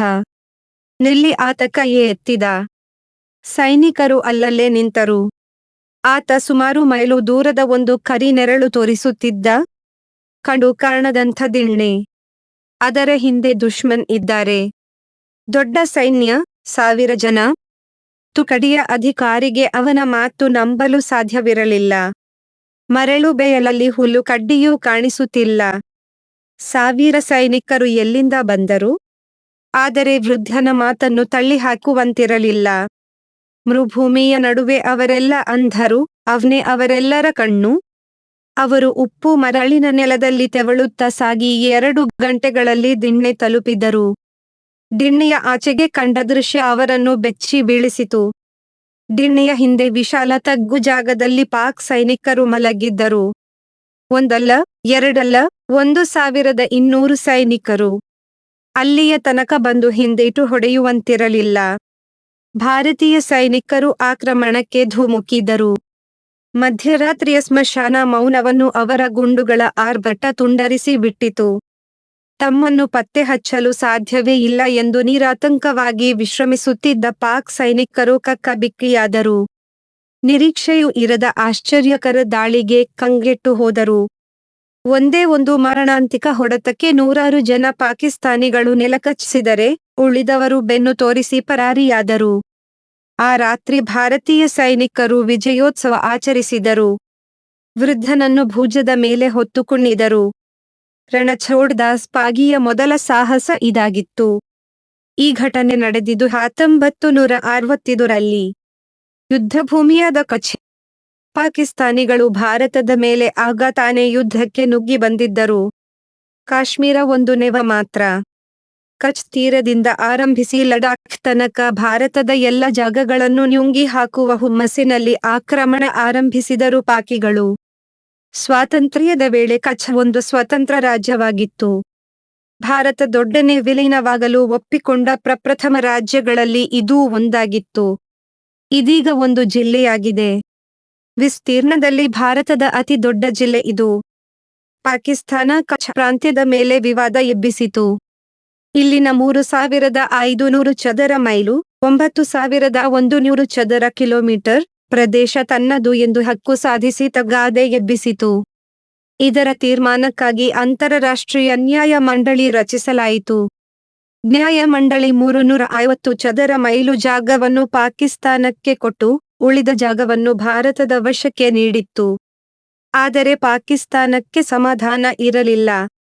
1962ರಲ್ಲಿ ಭಾರತದ ವಿರುದ್ಧ ಕಾಲು ಕೆರೆದು ಯುದ್ಧಕ್ಕೆ ಇಳಿದ ಪಾಕಿಸ್ತಾನ ಕಚ್ ಪ್ರದೇಶದಲ್ಲಿ ಸೈನ್ಯ ನುಗ್ಗಿಸಿ ಹಲವಾರು ಹಳ್ಳಿಗಳನ್ನು ವಶಪಡಿಸಿಕೊಂಡಿತು. ಅವರನ್ನು ಎದುರಿಸಲು ಹೋದ 160 ಭಾರತೀಯ ಸೈನಿಕರು ವೀರಗತಿ ಪಡೆದರು. ಭಾರತೀಯ ಸೇನೆಗೆ ಈ ಆಕ್ರಮಣದ ಸುದ್ದಿ ಸಿಕ್ಕಿದಾಗ ತಡವಾಗಿತ್ತು. ಕಚ್ ವಿಶಾಲ, ಆದರೆ ಜನವಿರಳ ಜಾಗ. ಎಷ್ಟು ಹಳ್ಳಿಗಳನ್ನು ವಶಪಡಿಸಿಕೊಂಡಿದ್ದಾರೆ, ಎಲ್ಲಿ ಅವರ ಸೈನಿಕರು ನೆಲೆಯಾಗಿದ್ದಾರೆ ಎಂಬ ಬಗ್ಗೆ ಸೇನೆಗೆ ಸುಳಿವು ಇರಲಿಲ್ಲ. ಮರುಭೂಮಿಯ ನಡುವೆ ಯುದ್ಧಕ್ಕೆ ಅವರು ಇನ್ನೂ ಸಜ್ಜಾಗಿರಲಿಲ್ಲ. ಅವರಿಗೆ ದಾರಿ ತೋರಿಸಲು ಸೂಕ್ತ ಮಾರ್ಗದರ್ಶಿಗಳ ಅಗತ್ಯವಿತ್ತು. ಕಚ್ ಪ್ರದೇಶದಲ್ಲಿ ಈ ಕೆಲಸಕ್ಕೆ ರಬಾಡಿಗಳನ್ನು ಮೀರಿಸಿದವರೇ ಇರಲಿಲ್ಲ. ರಬಾರಿ ಅಥವಾ ರಬಾಡಿಗಳು ಮರುಭೂಮಿಯ ಒಂಟೆ ಸಾಕುವವರು. ಗುಜರಾತ್ನ ವಿಶಾಲ ಕಚ್ ತೀವು ಎಂಬ ಅರೆ ಮರುಭೂಮಿ ಪ್ರದೇಶದಲ್ಲಿ ಆಕಳು ಮತ್ತು ಒಂಟೆಗಳನ್ನು ಹಿಡಿದುಕೊಂಡು ಊರೂರು ಸುತ್ತುವ ಅಲೆಮಾರಿಗಳಿವರು. ಜಾನಪದ ಕಥೆಗಳ ಪ್ರಕಾರ ಪಾರ್ವತಿಯ ಒಂಟೆಗಳನ್ನು ಸಾಕಲೆಂದು ಮಹಾದೇವ ಅವರನ್ನು ಭೂಮಿಗೆ ಕಳಿಸಿದ್ದ. ಈ ಪಂಗಡಕ್ಕೆ ಸೇರಿದ ರಣಛೋಡ್ ದಾಸ್ ಪಾಗಿ ಭಾರತೀಯ ಸೈನಿಕರ ಸಹಾಯಕ್ಕೆ ದೇವರಂತೆ ಆಗಮಿಸಿದ್ದ. ಮರಳಲ್ಲಿ ಹೆಜ್ಜೆ ಓದಬಲ್ಲವನು. ರಣಛೋಡ್ ಭಾಯಿ ಸವಾಭಾಯಿ ರಬಾಡಿ ಇಂದು ಪಾಕಿಸ್ತಾನಕ್ಕೆ ಸೇರಿರುವ ಗಢಡೋಪಿ ಎಂಬ ಪ್ರಾಂತ್ಯದಲ್ಲಿ 1891ರಲ್ಲಿ ಜನಿಸಿ, ವಿಭಜನೆಯ ವೇಳೆ ತನ್ನ ಮನೆಯವರೊಡನೆ ಬರಿಗೈಯಲ್ಲಿ ಭಾರತಕ್ಕೆ ಬಂದ. ಗಡಿ ಪ್ರದೇಶದಲ್ಲಿ ಪಾಕಿಗಳ ಕಿರುಕುಳ ನಡೆಯುತ್ತಲೇ ಇತ್ತು. ಹೀಗಾಗಿ ಈತನ ಮನೆಯವರು ಬನಸ್ಕಾಂತ ಜಿಲ್ಲೆಗೆ ಹೋಗಿ ಒಂಟೆ ಸಾಕಣೆಯ ಕೆಲಸ ಆರಂಭಿಸಿದರು. ಯುದ್ಧ ಆರಂಭವಾದಾಗ ಈತನಿಗೆ 64 ವರ್ಷ. ಭಾರತೀಯ ಸೈನ್ಯ ಪಾಕಿಗಳ ಸುಳಿವು ತರಲು ರಬಾಡಿಗಳನ್ನು ನೇಮಿಸಿತ್ತು. ಇವರಲ್ಲಿ ರಣಛೋಡ್ ದಾಸ್ ಪಾಗಿ ಕೂಡ ಒಬ್ಬ. ಪಾಗಿ ಒಂದು ವಿಶಿಷ್ಟ ಉಪನಾಮ. ಪಗ್ ಎಂದರೆ ಹೆಜ್ಜೆ ಗುರುತು. ಹೆಜ್ಜೆ ಗುರುತು ಓದಬಲ್ಲವನು ಪಾಗಿ. ಮರಳಿನ ಮೇಲೆ ಒಂಟೆಯ ಹೆಜ್ಜೆ ಗುರುತು ನೋಡಿ ಅದರ ಇತಿವೃತ್ತ ಹೇಳಬಲ್ಲ ಅನುಭವಿ ಈತ. ರಣಛೋಡ್ ದಾಸ ಎಂದರೆ ಯುದ್ಧ ಬಿಟ್ಟು ಓಡಿದಾತ ಎಂದರ್ಥ. ತನ್ನ ಜನರ ರಕ್ಷಣೆಗಾಗಿ ಜರಾಸಂಧನ ಬಲಾಢ್ಯ ಸೈನ್ಯದ ವಿರುದ್ಧ ಯುದ್ಧ ಮಾಡದೆ ತಪ್ಪಿಸಿಕೊಂಡ ಶ್ರೀಕೃಷ್ಣನನ್ನು ಜನರು ಪ್ರೀತಿಯಿಂದ ಕರೆಯುವ ಹೆಸರು ಇದು. ಆದರೆ ಈ ಕಲಿಯುಗದ ರಣಛೋಡ್ ದಾಸ್ ಯುದ್ಧ ಬಿಟ್ಟು ಓಡುವವನಾಗಿರಲಿಲ್ಲ. ಸೇನೆಗೆ ಗೈಡ್ ಆಗಿ ಸೇರಿಕೊಂಡ ಮೊದಲನೆಯ ದಿನವೇ ರಣಛೋಡ್ ದಾಸ್ ಉಪ್ಪಿನ ಋಣ ತೀರಿಸಿದ. ಮರಳು ಗಾಡಿನ ನಡುವೆ ದಟ್ಟ ಕತ್ತಲಲ್ಲಿ ಬಚ್ಚಿಟ್ಟುಕೊಂಡಿದ್ದ 1200 ಶತ್ರುಗಳ ಸುಳಿವು ನೀಡಿ ಕಚ್ ಯುದ್ಧ ಭೂಮಿಯಲ್ಲಿ ಭಾರತಕ್ಕೆ ಮೊದಲ ವಿಜಯ ಕೊಡಿಸಿದ. ಆತ ಆ ರಾತ್ರಿ ಪತ್ತೆ ಹಚ್ಚಿದ್ದು ಪಾಕಿಗಳ ಮುಂಚೂಣಿಯ ಪಡೆಯನ್ನು. ಅವರ ಹಿಂದಿನಿಂದ ಟ್ಯಾಂಕ್ಗಳು ಆಕ್ರಮಣಕ್ಕೆ ಸಜ್ಜಾಗಿ ಬರುತ್ತಿದ್ದವು. ಮರುದಿನವೇ ಭೂಜ್ ಪಟ್ಟಣದ ಮೇಲೆ ದಾಳಿ ನಡೆಯುತ್ತಲಿತ್ತು. ಅವರ ಎಲ್ಲ ಆಟಗಳು ಈ ವೃದ್ಧನಿಂದಾಗಿ ಭಗ್ನವಾಗಿದ್ದವು. ಈ ಸೋಲು ಪಾಕಿಗಳ ಬೆನ್ನು ಮರೆಯಿತು. ಆದರೆ ಇನ್ನು ಕಚ್ನ ಹಳ್ಳಿಗಳಲ್ಲಿ ಪಾಕಿಗಳ ನೆಲೆಗಳು ಉಳಿದಿದ್ದವು. ಅವರನ್ನು ಹುಡುಕಲು ಪಾಗಿ ಬೇಹುಗಾರಿಕೆ ಮುಂದುವರೆಸಿದ. ಒಂಟೆಗಳನ್ನು ಬಳಸಿ ಹಳ್ಳಿಗಳ ನಡುವೆ ತಿರುಗಿ ಮರುಭೂಮಿಯ ಮರಳಲ್ಲಿ ಸುಳಿವುಗಳನ್ನು ಹುಡುಕಿದ. ಪರಿಚಯದ ಜನರು, ಬಂಧುಗಳಿಂದ ಮಾಹಿತಿ ಸಂಗ್ರಹಿಸಿದ. ಎಲ್ಲೆಲ್ಲಿ ಎಷ್ಟು ಶತ್ರುಗಳು ಬೀಡು ಬಿಟ್ಟಿದ್ದಾರೆ ಎಂಬ ಸಮಗ್ರ ಮಾಹಿತಿಯನ್ನು ಸೇನೆಗೆ ಒದಗಿಸಿದ. ಶತ್ರುಗಳನ್ನು ಅಲ್ಲಿಂದ ನೆಲೆ ಕೀಳಿಸಲು ಭಾರತೀಯ ಸೇನೆಗೆ ಈ ಸುಳಿವುಗಳೇ ಉರುಗೋಲುಗಳಾಗಿದ್ದವು. ಬೆನ್ನಿಗೆ ರಣಛೋಡ್ ದಾಸ್ ಗುಪ್ತವೇಷದಲ್ಲಿ ಪಾಕಿಸ್ತಾನಕ್ಕೆ ಹೋಗಿ ಗೋರಖ್ ಎಂಬ ಪ್ರದೇಶದಲ್ಲಿದ್ದ ಶತ್ರು ನೆಲೆಗಳ ಪತ್ತೆ ಹಚ್ಚಿ ಭಾರತೀಯ ಸೇನೆಗೆ ಸುದ್ದಿ ತಿಳಿಸಿದ. ಭಾರತೀಯ ಸೇನೆ ಅಲ್ಲಿಗೆ ನುಗ್ಗಿ ಶತ್ರು ನೆಲೆಗಳನ್ನು ವಶಪಡಿಸಿಕೊಂಡಿತು. ಸೇನೆಯ ಬಳಿ ಇದ್ದ ಗುಂಡುಗಳ ದಾಸ್ತಾನು ಮುಗಿಯುತ್ತಾ ಬಂದಿತ್ತು.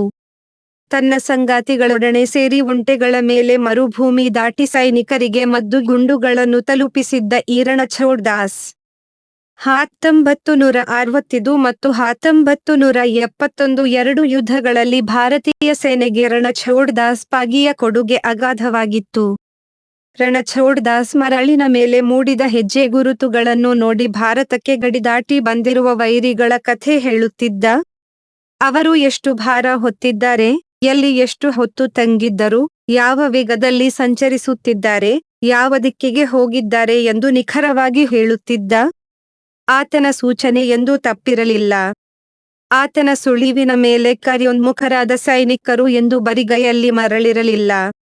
ರಣಛೋಡ್ ದಾಸ್ ಪಾಗಿ ಹಲವು ಸೇನಾ ಪದಕಗಳ ಗೌರವ ಪಡೆದಿದ್ದ.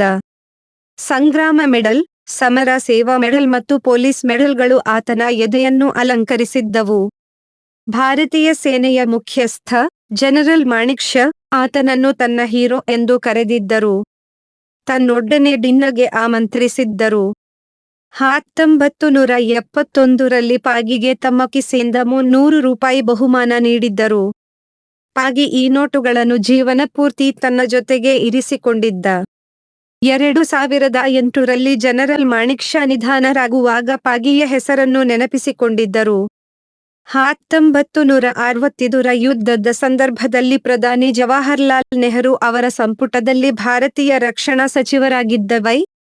ಬಿ. ಚವಾಣ್ ತಮ್ಮ 1960 ವಾರ್ ದ ಇನ್ಸೈಡ್ ಸ್ಟೋರಿ ಎಂಬ ಕೃತಿಯಲ್ಲಿ ಪಾಗಿಯ ಕೊಡುಗೆಯನ್ನು ಉಲ್ಲೇಖಿಸಿದ್ದರು. ಮುಗಿಯಾದ ಯುದ್ಧ. ರಾಣಿ ಎಂದರೆ ಗುಜರಾತಿ ಭಾಷೆಯಲ್ಲಿ ಬಿಳಿ ಸಮುದ್ರ. ಗುಜರಾತಿನ ಕಚ್ ಪ್ರಾಂತ್ಯದಲ್ಲಿ ಧೋಲಾವೀರದಿಂದ ಭುಜ್ ತನಕ ವ್ಯಾಪಿಸಿರುವ ಉಪ್ಪಿನ ಮರುಭೂಮಿಯ ವಿಶಾಲ ಪ್ರದೇಶ ಶುಭ್ರ ಶ್ವೇತ ಸಮುದ್ರದಂತೆ ಕಾಣಿಸುತ್ತದೆ. ರಾಣ್ ಆಫ್ ಕಚ್ ಎಂದು ಸುಪ್ರಸಿದ್ಧವಾಗಿರುವ ಮರುಭೂಮಿ ಇದು. ರಾಣ್ ಆಫ್ ಕಚ್ನ ಉತ್ತರಕ್ಕೆ ಪಾಕಿಸ್ತಾನದ ಗಡಿ. ರಾಣ್ ಆಫ್ ಕಚ್ನ 93 ಕಿಲೋಮೀಟರ್ ಉದ್ದದ ಸರಹದ್ದಿನಲ್ಲಿ ಬೇಲಿಗಳೇ ಇಲ್ಲ. ಈ ಉಪ್ಪಿನ ಮರುಭೂಮಿಯ ಮೂಲಕ ಪಾಕಿಸ್ತಾನಿ ಉಗ್ರರು ಮತ್ತು ಕಳ್ಳಸಾಗಣೆಗಾರರು ಬರುತ್ತಲೇ ಇದ್ದಾರೆ. ಹೀಗಾಗಿ ಇಲ್ಲಿ ಯುದ್ಧ ಮುಗಿಯುವುದೇ ಇಲ್ಲ. ಈ ನಿರಂತರ ಯುದ್ಧದ ಸಿಪಾಯಿಯಾಗಿದ್ದ ರಣಛೋಡ್ ದಾಸ್, ವಿಶಾಲ ರಾಣ್ ಪ್ರದೇಶದ ಅವಿಶ್ರಾಂತ ಕಾವಲುಗಾರನೂ ಆಗಿದ್ದ. ಕಚ್ ಪ್ರದೇಶದ ಪೊಲೀಸರು ಮತ್ತು ಬಿ.ಎಸ್.ಎಫ್.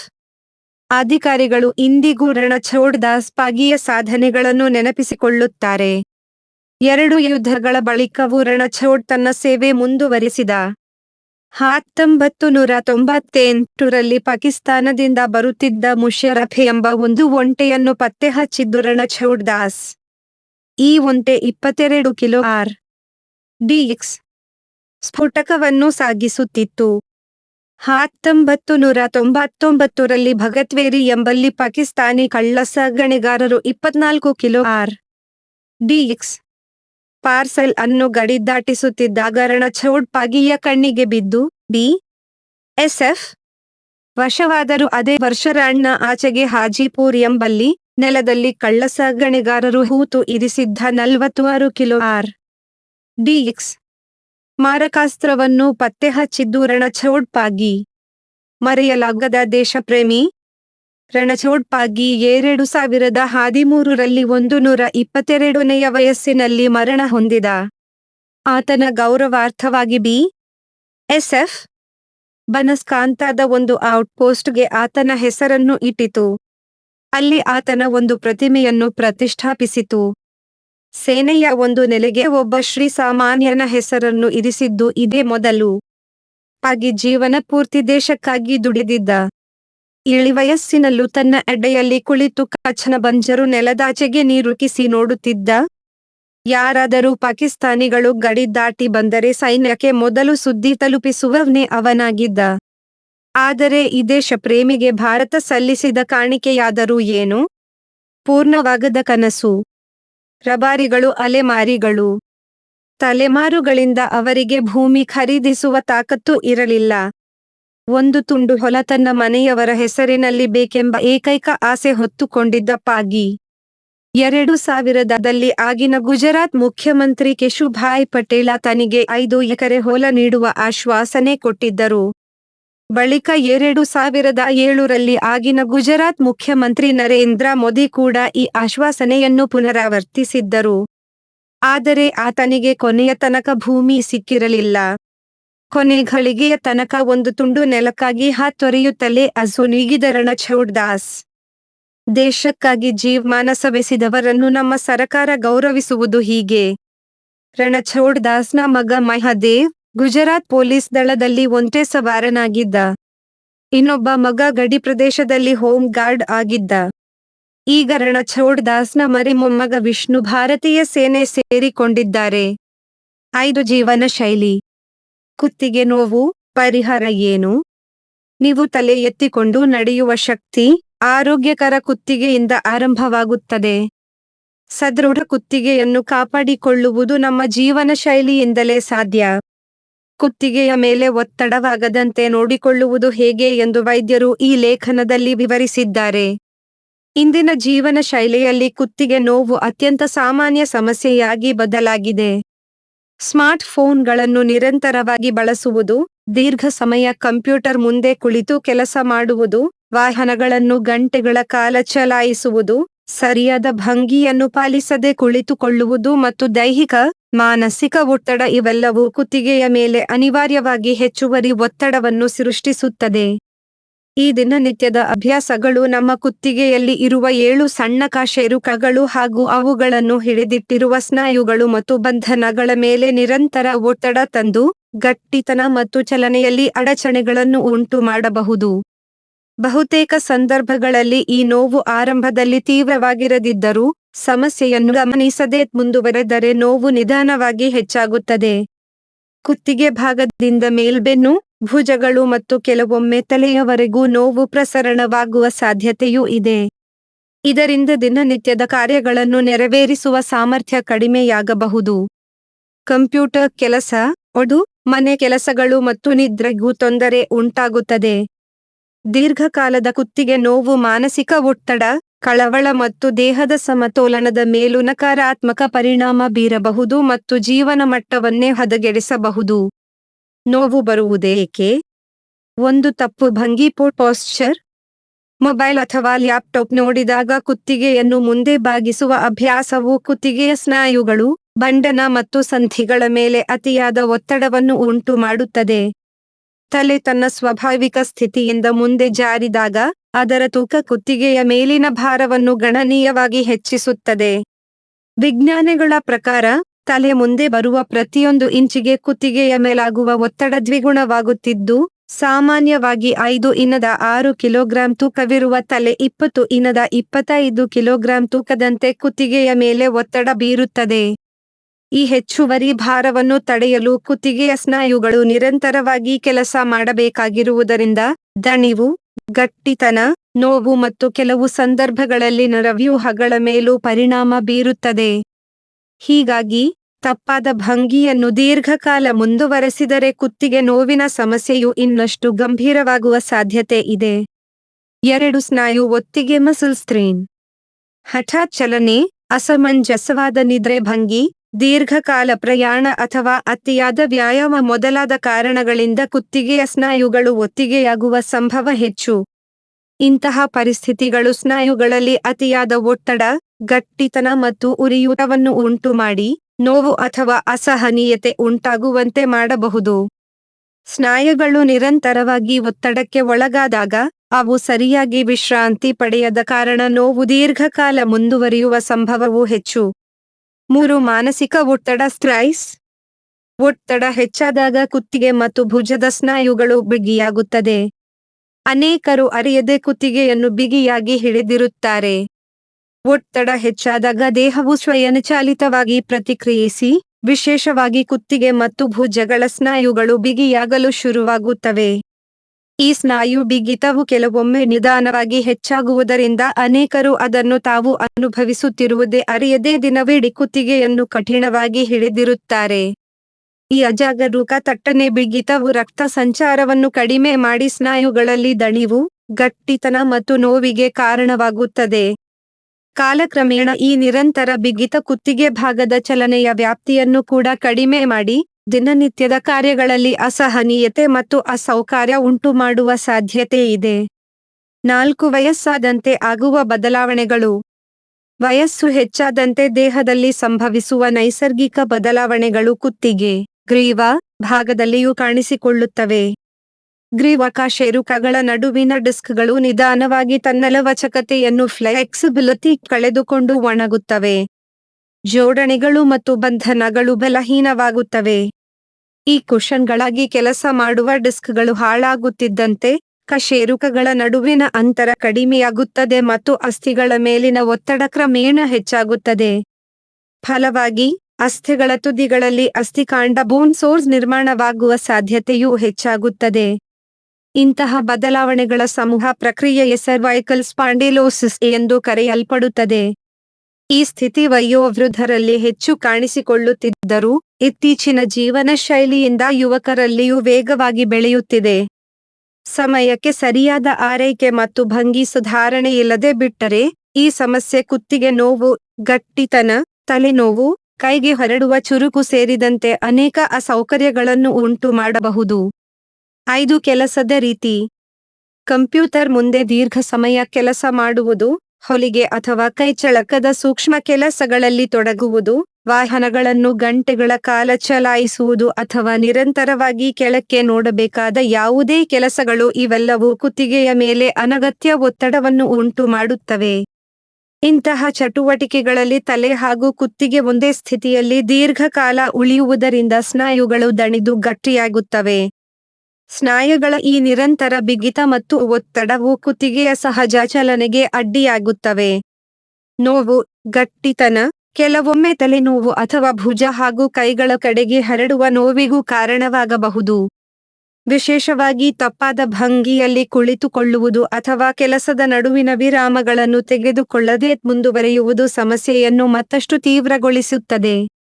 ಹೀಗಾಗಿ ಈ ರೀತಿಯ ಕೆಲಸಗಳಲ್ಲಿ ತೊಡಗಿರುವವರು ಸರಿಯಾದ ಭಂಗಿ, ಸಮರ್ಪಕ ಬೆಂಬಲ ಮತ್ತು ಮಧ್ಯಂತರ ವಿರಾಮಗಳನ್ನು ಪಾಲಿಸುವುದು ಕುತ್ತಿಗೆ ನೋವಿನ ಪ್ರಮಾಣವನ್ನು ಕಡಿಮೆಗೊಳಿಸಲು ಅತ್ಯಂತ ಮುಖ್ಯವಾಗಿದೆ.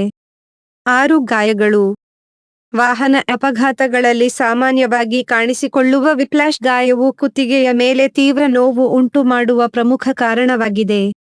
ಅಪಘಾತದ ಸಂದರ್ಭದಲ್ಲಿ ತಲೆ ಮತ್ತು ಕುತ್ತಿಗೆ ತಕ್ಷಣವೇ ಮುಂದೆ ಹಿಂದೆ ಬಲವಾಗಿ ಆಕಸ್ಮಿಕವಾಗಿ ಚಲಿಸುವುದರಿಂದ ಕುತ್ತಿಗೆಯ ಸ್ನಾಯುಗಳು, ಬಂಧನಗಳು ಮತ್ತು ಗ್ರೀವಾಕಶೇರುಕಗಳು ಹೆಚ್ಚಾದ ಒತ್ತಡಕ್ಕೆ ಒಳಗಾಗುತ್ತವೆ. ಇದೇ ರೀತಿಯ ಜಟಕೆಯು ಆಕಸ್ಮಿಕವಾಗಿ ಬಿದ್ದಾಗಲೂ ಸಂಭವಿಸಬಹುದು. ಇದರಿಂದ ಕುತ್ತಿಗೆ ಭಾಗಕ್ಕೆ ನೇರವಾಗಿ ಅಥವಾ ಪರೋಕ್ಷವಾಗಿ ಗಾಯವಾಗುವ ಸಾಧ್ಯತೆ ಹೆಚ್ಚುತ್ತದೆ. ಈ ರೀತಿಯ ಗಾಯಗಳು ಕೆಲವೊಮ್ಮೆ ತಕ್ಷಣವೇ ತೀವ್ರ ನೋವಿನ ರೂಪದಲ್ಲಿ ವ್ಯಕ್ತವಾಗಬಹುದು. ಆದರೆ ಅನೇಕ ಬಾರಿ ಆರಂಭದಲ್ಲಿ ಹೆಚ್ಚು ಲಕ್ಷಣಗಳು ಕಾಣಿಸದೆ ಕೆಲವು ಗಂಟೆಗಳ ನಂತರ ಅಥವಾ ದಿನಗಳ ಬಳಿಕ ನೋವು, ಗಟ್ಟಿತನ, ತಲೆನೋವು, ಚಕ್ರಬುರುಡೆ ಹಾಗೂ ಕೈಗಳಿಗೆ ಹರಡುವ ಚುರುಕುತನದ ಸಮಸ್ಯೆಗಳು ಕಾಣಿಸಿಕೊಳ್ಳಬಹುದು. ಸಮಯಕ್ಕೆ ಸರಿಯಾದ ಚಿಕಿತ್ಸೆಯನ್ನು ಪಡೆಯದಿದ್ದರೆ ವಿಪ್ಲಾಶ್ ದೀರ್ಘಕಾಲಿಕ ಕುತ್ತಿಗೆ ನೋವು ಮತ್ತು ಚಲನೆಯಲ್ಲಿ ಅಸೌಕರ್ಯವನ್ನು ಉಂಟುಮಾಡುವ ಮಟ್ಟಕ್ಕೆ ಮುಂದುವರಿಯಬಹುದು. ಕತ್ತು ನೋವಿನ ಲಕ್ಷಣಗಳು. ಕುತ್ತಿಗೆ ಗಟ್ಟಿಯಾಗುವುದು, ತಲೆಯನ್ನು ತಿರುಗಿಸಲು ಕಷ್ಟ, ಕುತ್ತಿಗೆ ಅಥವಾ ಭುಜಗಳಿಗೆ ವಿಸ್ತರಿಸುವ ನೋವು, ತಲೆಯ ಹಿಂಭಾಗದಲ್ಲಿ ತಲೆನೋವು, ಕೈಗಳಲ್ಲಿ ಸುಳಿವು ಅಥವಾ ಮುರಿದುಕೊಳ್ಳುವ ಭಾವನೆ. ಗಂಭೀರ ಸಂದರ್ಭಗಳಲ್ಲಿ ಸಹಜ ಕುತ್ತಿಗೆ ನೋವು ಸಾಮಾನ್ಯವಾಗಿ ಕೆಲವು ದಿನಗಳಲ್ಲಿ ಸುಧಾರಿಸುತ್ತದೆ. ಮನೆಯಲ್ಲಿ ಮಾಡಬಹುದಾದ ಸರಳ ಪರಿಹಾರಗಳು. 1. ವಿಶ್ರಾಂತಿ. Rest with gentle movement. ಪೂರ್ಣವಾಗಿ ಹಾಸಿಗೆಯಲ್ಲಿ ಮಲಗಿ ವಿಶ್ರಾಂತಿ ನೀಡುವುದು ಕುತ್ತಿಗೆಗೆ ಒಳ್ಳೆಯದು ಎಂದು ಅನೇಕರು ಭಾವಿಸುತ್ತಾರೆ.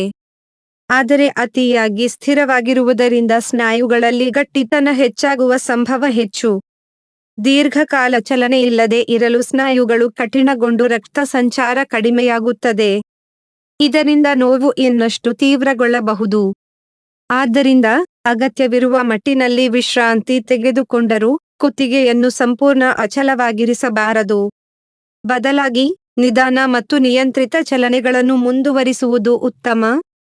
ಸೌಮ್ಯ ಚಲನಗಳು ಸ್ನಾಯುಗಳ ಲವಚಕತೆಯನ್ನು ಕಾಪಾಡಿ ಗಟ್ಟಿತನವನ್ನು ಕಡಿಮೆ ಮಾಡುತ್ತವೆ, ರಕ್ತ ಸಂಚಾರವನ್ನು ಸುಧಾರಿಸುತ್ತವೆ ಮತ್ತು ಗುಣಮುಖವಾಗುವ ಪ್ರಕ್ರಿಯೆಯನ್ನು ವೇಗಗೊಳಿಸುತ್ತವೆ. 2. ಹಾಟ್ ಅಥವಾ ಕೋಲ್ಡ್ ಕಂಪ್ರೆಸ್.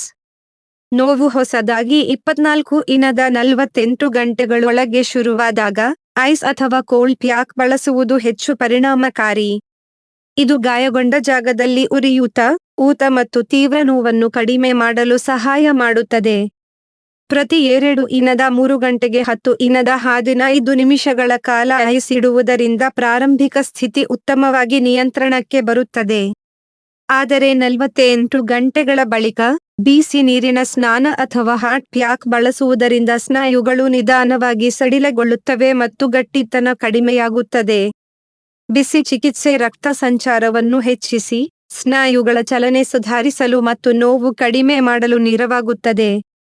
ಹಾಟ್ ಪ್ಯಾಕ್ ಅನ್ನು ದಿನದಲ್ಲಿ 2 ರಿಂದ 3 ಬಾರಿ, ಪ್ರತಿ ಬಾರಿ 15 ರಿಂದ 20 ನಿಮಿಷ ಅನ್ವಯಿಸಿದರೆ ಉತ್ತಮ ಫಲಿತಾಂಶ ಕಾಣಬಹುದು. 3 ಸರಿಯಾದ ಭಂಗಿಗಳು. ಸ್ಕ್ರೀನ್ ಕಣ್ಣಿನ ಮಟ್ಟದಲ್ಲಿ ಇರಲಿ. ಲ್ಯಾಪ್ಟಾಪ್, ಕಂಪ್ಯೂಟರ್ ಅಥವಾ ಟ್ಯಾಬ್ಲೆಟ್ ಬಳಸುವಾಗ ಸ್ಕ್ರೀನ್ ಕಣ್ಣಿನ ಮಟ್ಟದಲ್ಲಿರುವುದು ಕುತ್ತಿಗೆಯ ಮೇಲೆ ಬೀಳುವ ಒತ್ತಡವನ್ನು ಗಣನೀಯವಾಗಿ ಕಡಿಮೆ ಮಾಡುತ್ತದೆ. ಸ್ಕ್ರೀನ್ ಕಡಿಮೆಯಾಗಿದ್ದರೆ ತಲೆ ಮುಂದೆ ಜಾರುವುದು ಸಹಜ. ಇದರಿಂದ ಸ್ನಾಯುಗಳು ತ್ವರಿತವಾಗಿ ದಣಿಯುತ್ತವೆ. ಮೊಬೈಲ್ ಕಡೆಗೆ ತಲೆ ಬಾಗುವುದು ಕಡಿಮೆ ಮಾಡಿ. ಮೊಬೈಲ್ ಅನ್ನು ಮುಂದೆ ಬಾಗಿಕೊಂಡು ನೋಡುವ ಅಭ್ಯಾಸವು ಕುತ್ತಿಗೆಯ ಮೇಲೆ ಹಲವು ಪಟ್ಟು ಹೆಚ್ಚುವರಿ ಭಾರವನ್ನು ಉಂಟುಮಾಡುತ್ತದೆ. ಆದ್ದರಿಂದ ಸಾಧ್ಯವಾದಷ್ಟು ಮೊಬೈಲ್ ಅನ್ನು ಕಣ್ಣಿನ ಮಟ್ಟಕ್ಕೆತ್ತಿ ಹಿಡಿದುಕೊಳ್ಳುವುದು ಅಥವಾ ಸ್ಟ್ಯಾಂಡ್ ಬಳಸಿ ನೋಡುವುದು ಒಳಿತು. ಸರಿಯಾದ ತಲೆಯಾಳು, ದಿಂಬು ಪಿಲ್ಲೋ ಬಳಸಿ. ನಿದ್ರೆಯಲ್ಲಿ ಅತಿಯಾದ ಎತ್ತರದ ಅಥವಾ ಅತಿ ಕೆಳಮಟ್ಟದ ತಲೆಯಾಳು ದಿಂಬು ಕುತ್ತಿಗೆಯ ಸಹಜ ವಕ್ರತೆಯನ್ನು ಹಾನಿಗೊಳಿಸಬಹುದು. ಮಧ್ಯಮ ಎತ್ತರದ, ಕುತ್ತಿಗೆಗೆ ಬೆಂಬಲ ನೀಡುವ ಆಕಾರದ ದಿಂಬು ಬಳಸಿ ನಿದ್ರೆ ಮಾಡುವುದರಿಂದ ಬೆಳಗ್ಗಿನ ಕುತ್ತಿಗೆ ನೋವು ಮತ್ತು ಗಟ್ಟಿತನ ಕಡಿಮೆಯಾಗುತ್ತದೆ. ಪ್ರತಿ 30ರಿಂದ 40 ನಿಮಿಷಕ್ಕೆ ಎದ್ದು ಚಲನೆ ಮಾಡಿ. ಒಂದೇ ಭಂಗಿಯಲ್ಲಿ ದೀರ್ಘಕಾಲ ಕುಳಿತುಕೊಳ್ಳುವುದರಿಂದ ಸ್ನಾಯುಗಳು ಬಿಗಿಯಾಗುತ್ತವೆ.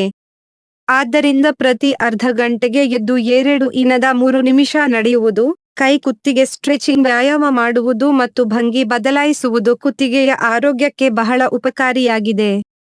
4 ಕುತ್ತಿಗೆ ಸ್ಟ್ರೆಚಿಂಗ್ ವ್ಯಾಯಾಮಗಳು. ತಲೆಯನ್ನು ಬಲ ಎಡ ತಿರುಗಿಸುವುದು. ತಲೆಯನ್ನು ನಿಧಾನವಾಗಿ ಬಲ ಮತ್ತು ಎಡ ದಿಕ್ಕುಗಳಿಗೆ ತಿರುಗಿಸುವ ಈ ಚಲನವು ಗ್ರೀವಾಕಾಶ ರೆಕ್ಕುಗಳ ಸುಗಮತೆಯನ್ನು ಹೆಚ್ಚಿಸುತ್ತದೆ. ದೀರ್ಘಕಾಲ ಒಂದೇ ಭಂಗಿಯಲ್ಲಿ ಕುಳಿತುಕೊಳ್ಳುವುದು ಅಥವಾ ಸಾಧನಗಳನ್ನು ಬಳಸುವುದರಿಂದ ಬಿಗಿಯಾದ ಸ್ನಾಯುಗಳು ಈ ವ್ಯಾಯಾಮದ ಮೂಲಕ ಸಡಿಲಗೊಳ್ಳುತ್ತವೆ. ಕಿವಿಯನ್ನು ಭುಜದತ್ತ ತಗ್ಗಿಸುವುದು. ಈ ಸೈಡ್ ಬೆಂಡಿಂಗ್ ಚಲನೆಯಲ್ಲಿ ಕುತ್ತಿಗೆಯ ಬದಿಯ ಸ್ನಾಯುಗಳು ಸೌಮ್ಯವಾಗಿ ಚಲನೆಗೊಂಡು ಎಳೆಯಲ್ಪಡುತ್ತವೆ. ಇದರಿಂದ ಬಿಗಿತ ಕಡಿಮೆಯಾಗಿ ಭುಜ ಮತ್ತು ಮೇಲ್ಬೆನ್ನಿನ ಭಾಗದಲ್ಲಿ ಕೂಡ ವಿಶ್ರಾಂತಿ ಅನುಭವವಾಗುತ್ತದೆ. ಚಿಂಟಕ್, ಗಲ್ಲದ ತುದಿಯನ್ನು ಒಳಗೆ ಸೆಳೆಯುವುದು. ಗಲ್ಲದ ತುದಿಯನ್ನು ನಿಧಾನವಾಗಿ ಕುತ್ತಿಗೆಯತ್ತ ಒಳಕ್ಕೆ ಸೆಳೆಯುವ ಈ ಕ್ರಿಯೆ ಕುತ್ತಿಗೆಯ ಮುಂದಕ್ಕೆ ಬಾಗುವ ತಪ್ಪು ಭಂಗಿಯನ್ನು ಸರಿಪಡಿಸುತ್ತದೆ. ಇದು ಗ್ರೀವಾಕಾಶ ಇರುಕಗಳ ಮೇಲಿನ ಒತ್ತಡವನ್ನು ಕಡಿಮೆ ಮಾಡಿ, ಸರಿಯಾದ ಸ್ಥಿತಿ ಭಂಗಿಯನ್ನು ಕಾಪಾಡಲು ಸಹಾಯ ಮಾಡುತ್ತದೆ. ಈ ಎಲ್ಲ ವ್ಯಾಯಾಮಗಳು ಒಟ್ಟಾಗಿ ಕುತ್ತಿಗೆಯ ಸ್ನಾಯುಗಳ ಗಟ್ಟಿತನವನ್ನು ಕಡಿಮೆ ಮಾಡಿ, ರಕ್ತ ಸಂಚಾರವನ್ನು ಸುಧಾರಿಸಿ, ಚಲನೆಯ ವ್ಯಾಪ್ತಿಯನ್ನು ಹೆಚ್ಚಿಸುತ್ತವೆ. ದಿನನಿತ್ಯದಲ್ಲಿ ಕೆಲವೇ ನಿಮಿಷಗಳನ್ನು ಮೀಸಲಿಟ್ಟು ಈ ವ್ಯಾಯಾಮಗಳನ್ನು ಮಾಡುವುದರಿಂದ ಕುತ್ತಿಗೆ ನೋವು ನಿಯಂತ್ರಣದಲ್ಲಿ ಇರುತ್ತದೆ ಮತ್ತು ಭವಿಷ್ಯದಲ್ಲಿ ಉಂಟಾಗಬಹುದಾದ ಸಮಸ್ಯೆಗಳನ್ನು ತಪ್ಪಿಸಬಹುದು. 5 ದೈಹಿಕ ಚಟುವಟಿಕೆ. ಹಗುರವಾದ ನಡಿಗೆ ಹಾಗೂ ದಿನನಿತ್ಯದ ಸಾಮಾನ್ಯ ಚಟುವಟಿಕೆಗಳು ದೇಹದ ರಕ್ತ ಪ್ರಸರಣವನ್ನು ಹೆಚ್ಚಿಸಿ, ಕಟ್ಟಿಹೋಗಿರುವ ಸ್ನಾಯುಗಳಿಗೆ ಹೊಸ ಚೈತನ್ಯವನ್ನು ನೀಡುತ್ತವೆ. ನಿರಂತರ ಚಲನೆಯಿಂದ ಗಾಯಗೊಂಡ ಪ್ರದೇಶಕ್ಕೆ ಅಗತ್ಯವಾದ ಆಮ್ಲಜನಕ ಮತ್ತು ಪೋಷಕಾಂಶಗಳು ತಲುಪುವುದರಿಂದ ಗುಣಮುಖತಾ ಪ್ರಕ್ರಿಯೆ ವೇಗಗೊಳ್ಳುತ್ತದೆ.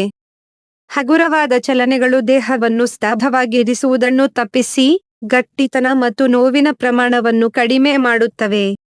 ಆದ್ದರಿಂದ, ನೋವು ಇದ್ದರೂ ಸಂಪೂರ್ಣ ವಿಶ್ರಾಂತಿಯಲ್ಲಿ ಮಲಗಿರುವುದಕ್ಕಿಂತ ಮಿತ ಮಟ್ಟದ ನಡಿಗೆ ಮತ್ತು ಸರಳ ಚಲನೆಗಳನ್ನು ಮುಂದುವರಿಸುವುದು ಶ್ರೇಯಸ್ಕರ. 6. ಟಿಸಿ ಔಷಧ ನೋವು ನಿವಾರಕ. ಪ್ಯಾರಾಸಿಟಮಾಲ್ ಮಾದರಿಯ ಸಾಮಾನ್ಯ ವೇದನಾ ಶಮನ ಔಷಧಿಗಳು ಅಥವಾ ಸ್ಥಳೀಯವಾಗಿ ಹಚ್ಚುವ ಅನಾಲ್ಜೆಸಿಕ್ ಜೆಲ್ಗಳು ತಾತ್ಕಾಲಿಕವಾಗಿ ನೋವು ಮತ್ತು ಗಟ್ಟಿತನವನ್ನು ಕಡಿಮೆ ಮಾಡಲು ಸಹಾಯಕವಾಗುತ್ತವೆ. ಇವು ನೋವಿನ ತೀವ್ರತೆಯನ್ನು ನಿಯಂತ್ರಿಸಿ ದೈನಂದಿನ ಚಟುವಟಿಕೆಗಳನ್ನು ಸುಗಮಗೊಳಿಸುವಲ್ಲಿ ನೆರವಾಗುತ್ತವೆ. ಆದರೆ, ಇವು ಕೇವಲ ಲಕ್ಷಣಗಳನ್ನು ತಾತ್ಕಾಲಿಕವಾಗಿ ಶಮನ ಮಾಡುವುದಷ್ಟೇ ಹೊರತು ಮೂಲ ಕಾರಣವನ್ನು ಪರಿಹರಿಸುವುದಿಲ್ಲ. ಆದ್ದರಿಂದ, ಇಂತಹ ಔಷಧಿಗಳನ್ನು ಮಿತಮಟ್ಟದಲ್ಲಿ ಹಾಗೂ ವೈದ್ಯರ ಸಲಹೆಯೊಂದಿಗೆ ಬಳಸುವುದು ಒಳಿತು. ಯಾವಾಗ ವೈದ್ಯರನ್ನು ಕಾಣಬೇಕು? ನೋವು 1 ವಾರಕ್ಕೂ ಹೆಚ್ಚು ಮುಂದುವರಿದರೆ. ಸಾಮಾನ್ಯವಾಗಿ ಸೌಮ್ಯ ಕುತ್ತಿಗೆ ನೋವು ಕೆಲ ದಿನಗಳಲ್ಲಿ ಕಡಿಮೆಯಾಗುತ್ತದೆ. ಆದರೆ ನೋವು ನಿರಂತರವಾಗಿ ಉಳಿದಿದ್ದರೆ ಅಥವಾ ಹೆಚ್ಚಾದರೆ, ಇದು ಒಳಗಿರುವ ಗಂಭೀರ ಸಮಸ್ಯೆಯ ಸೂಚಕವಾಗಿರಬಹುದು.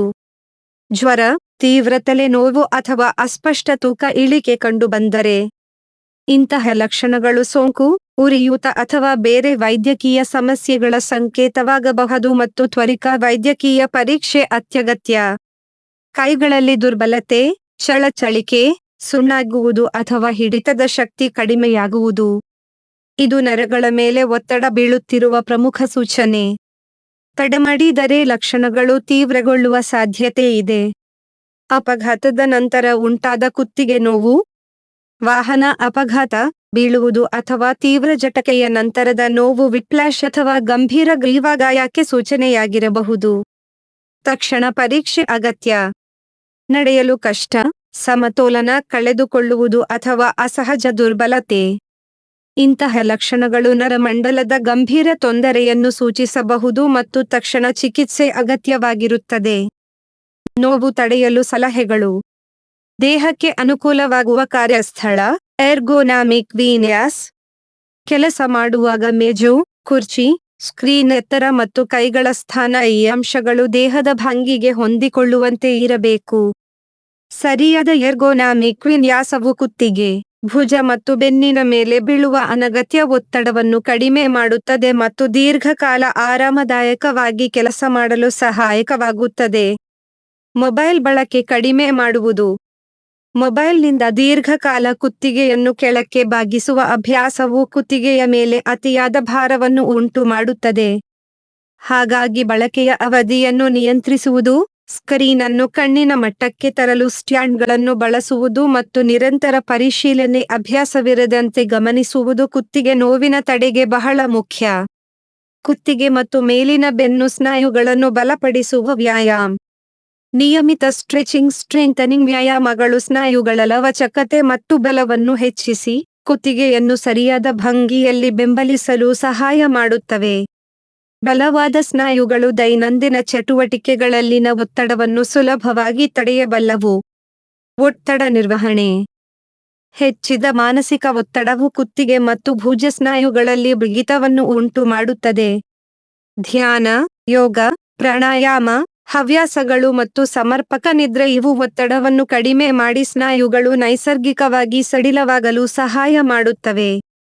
ಆರೋಗ್ಯಕರ ತೂಕವನ್ನು ಕಾಪಾಡಿಕೊಳ್ಳುವುದು.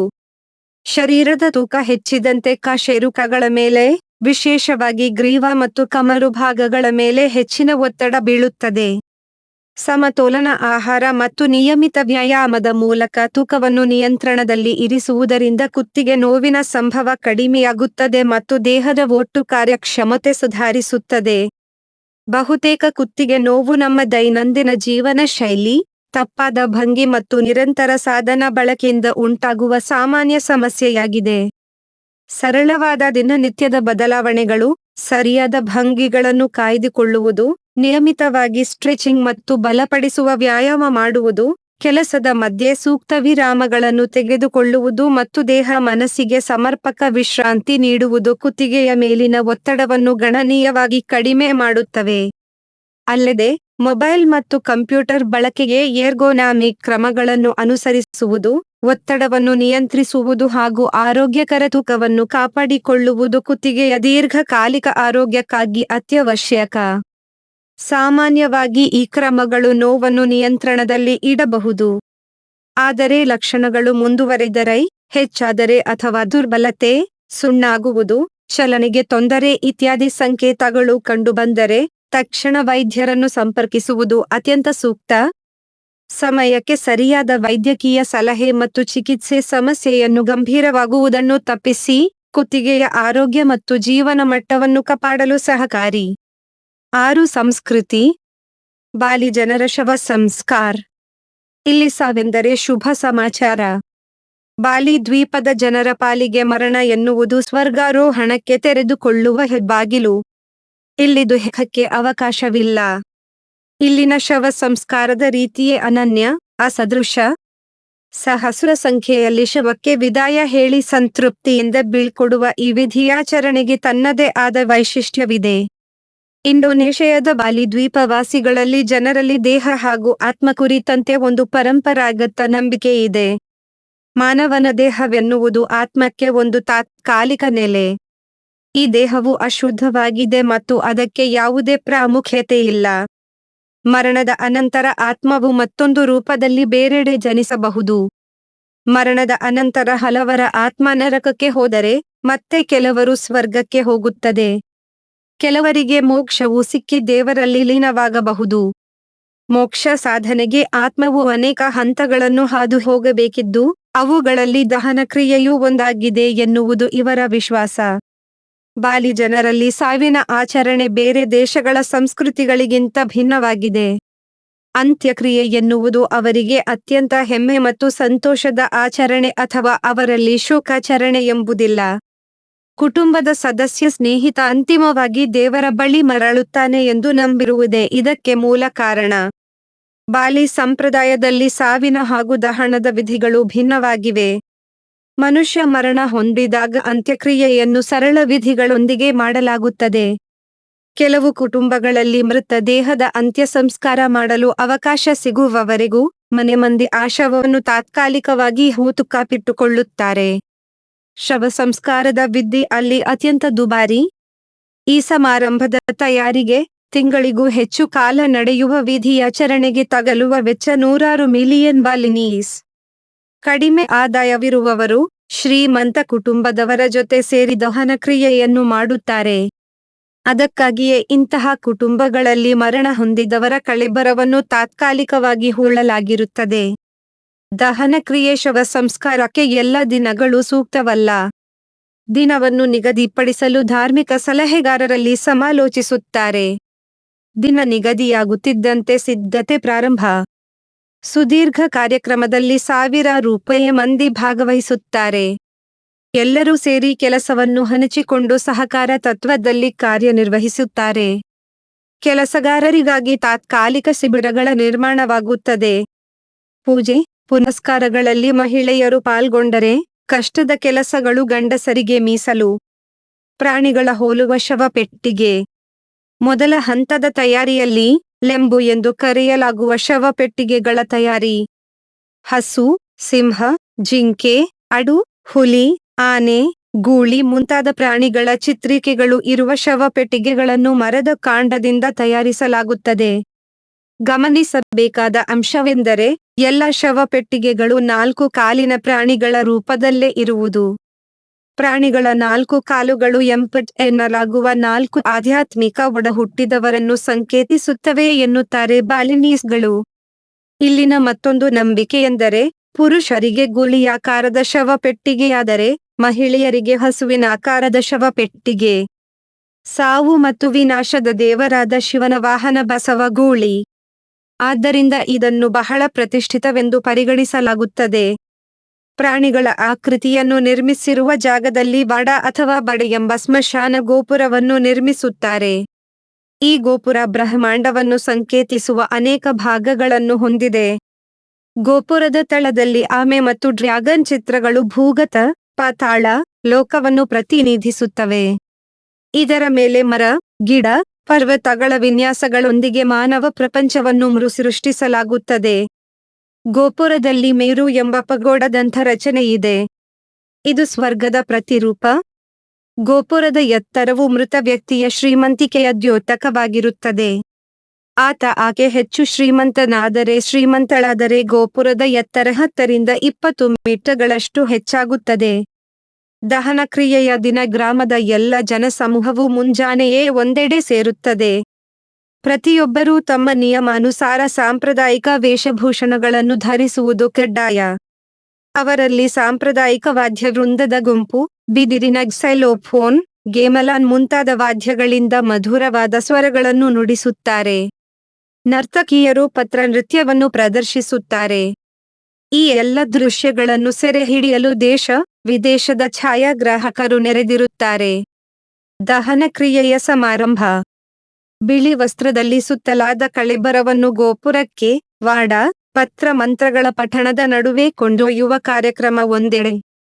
ಇದರೊಡನೆ ಮತ್ತೊಂದು ಗುಂಪು ಪ್ರಾಣಿಗಳ ರೂಪದಲ್ಲಿರುವ ಲೆಂಬು ಖಾಲಿ ಶವ ಪೆಟ್ಟಿಗೆಯನ್ನು ಹೊತ್ತುತ್ತಿರುತ್ತದೆ.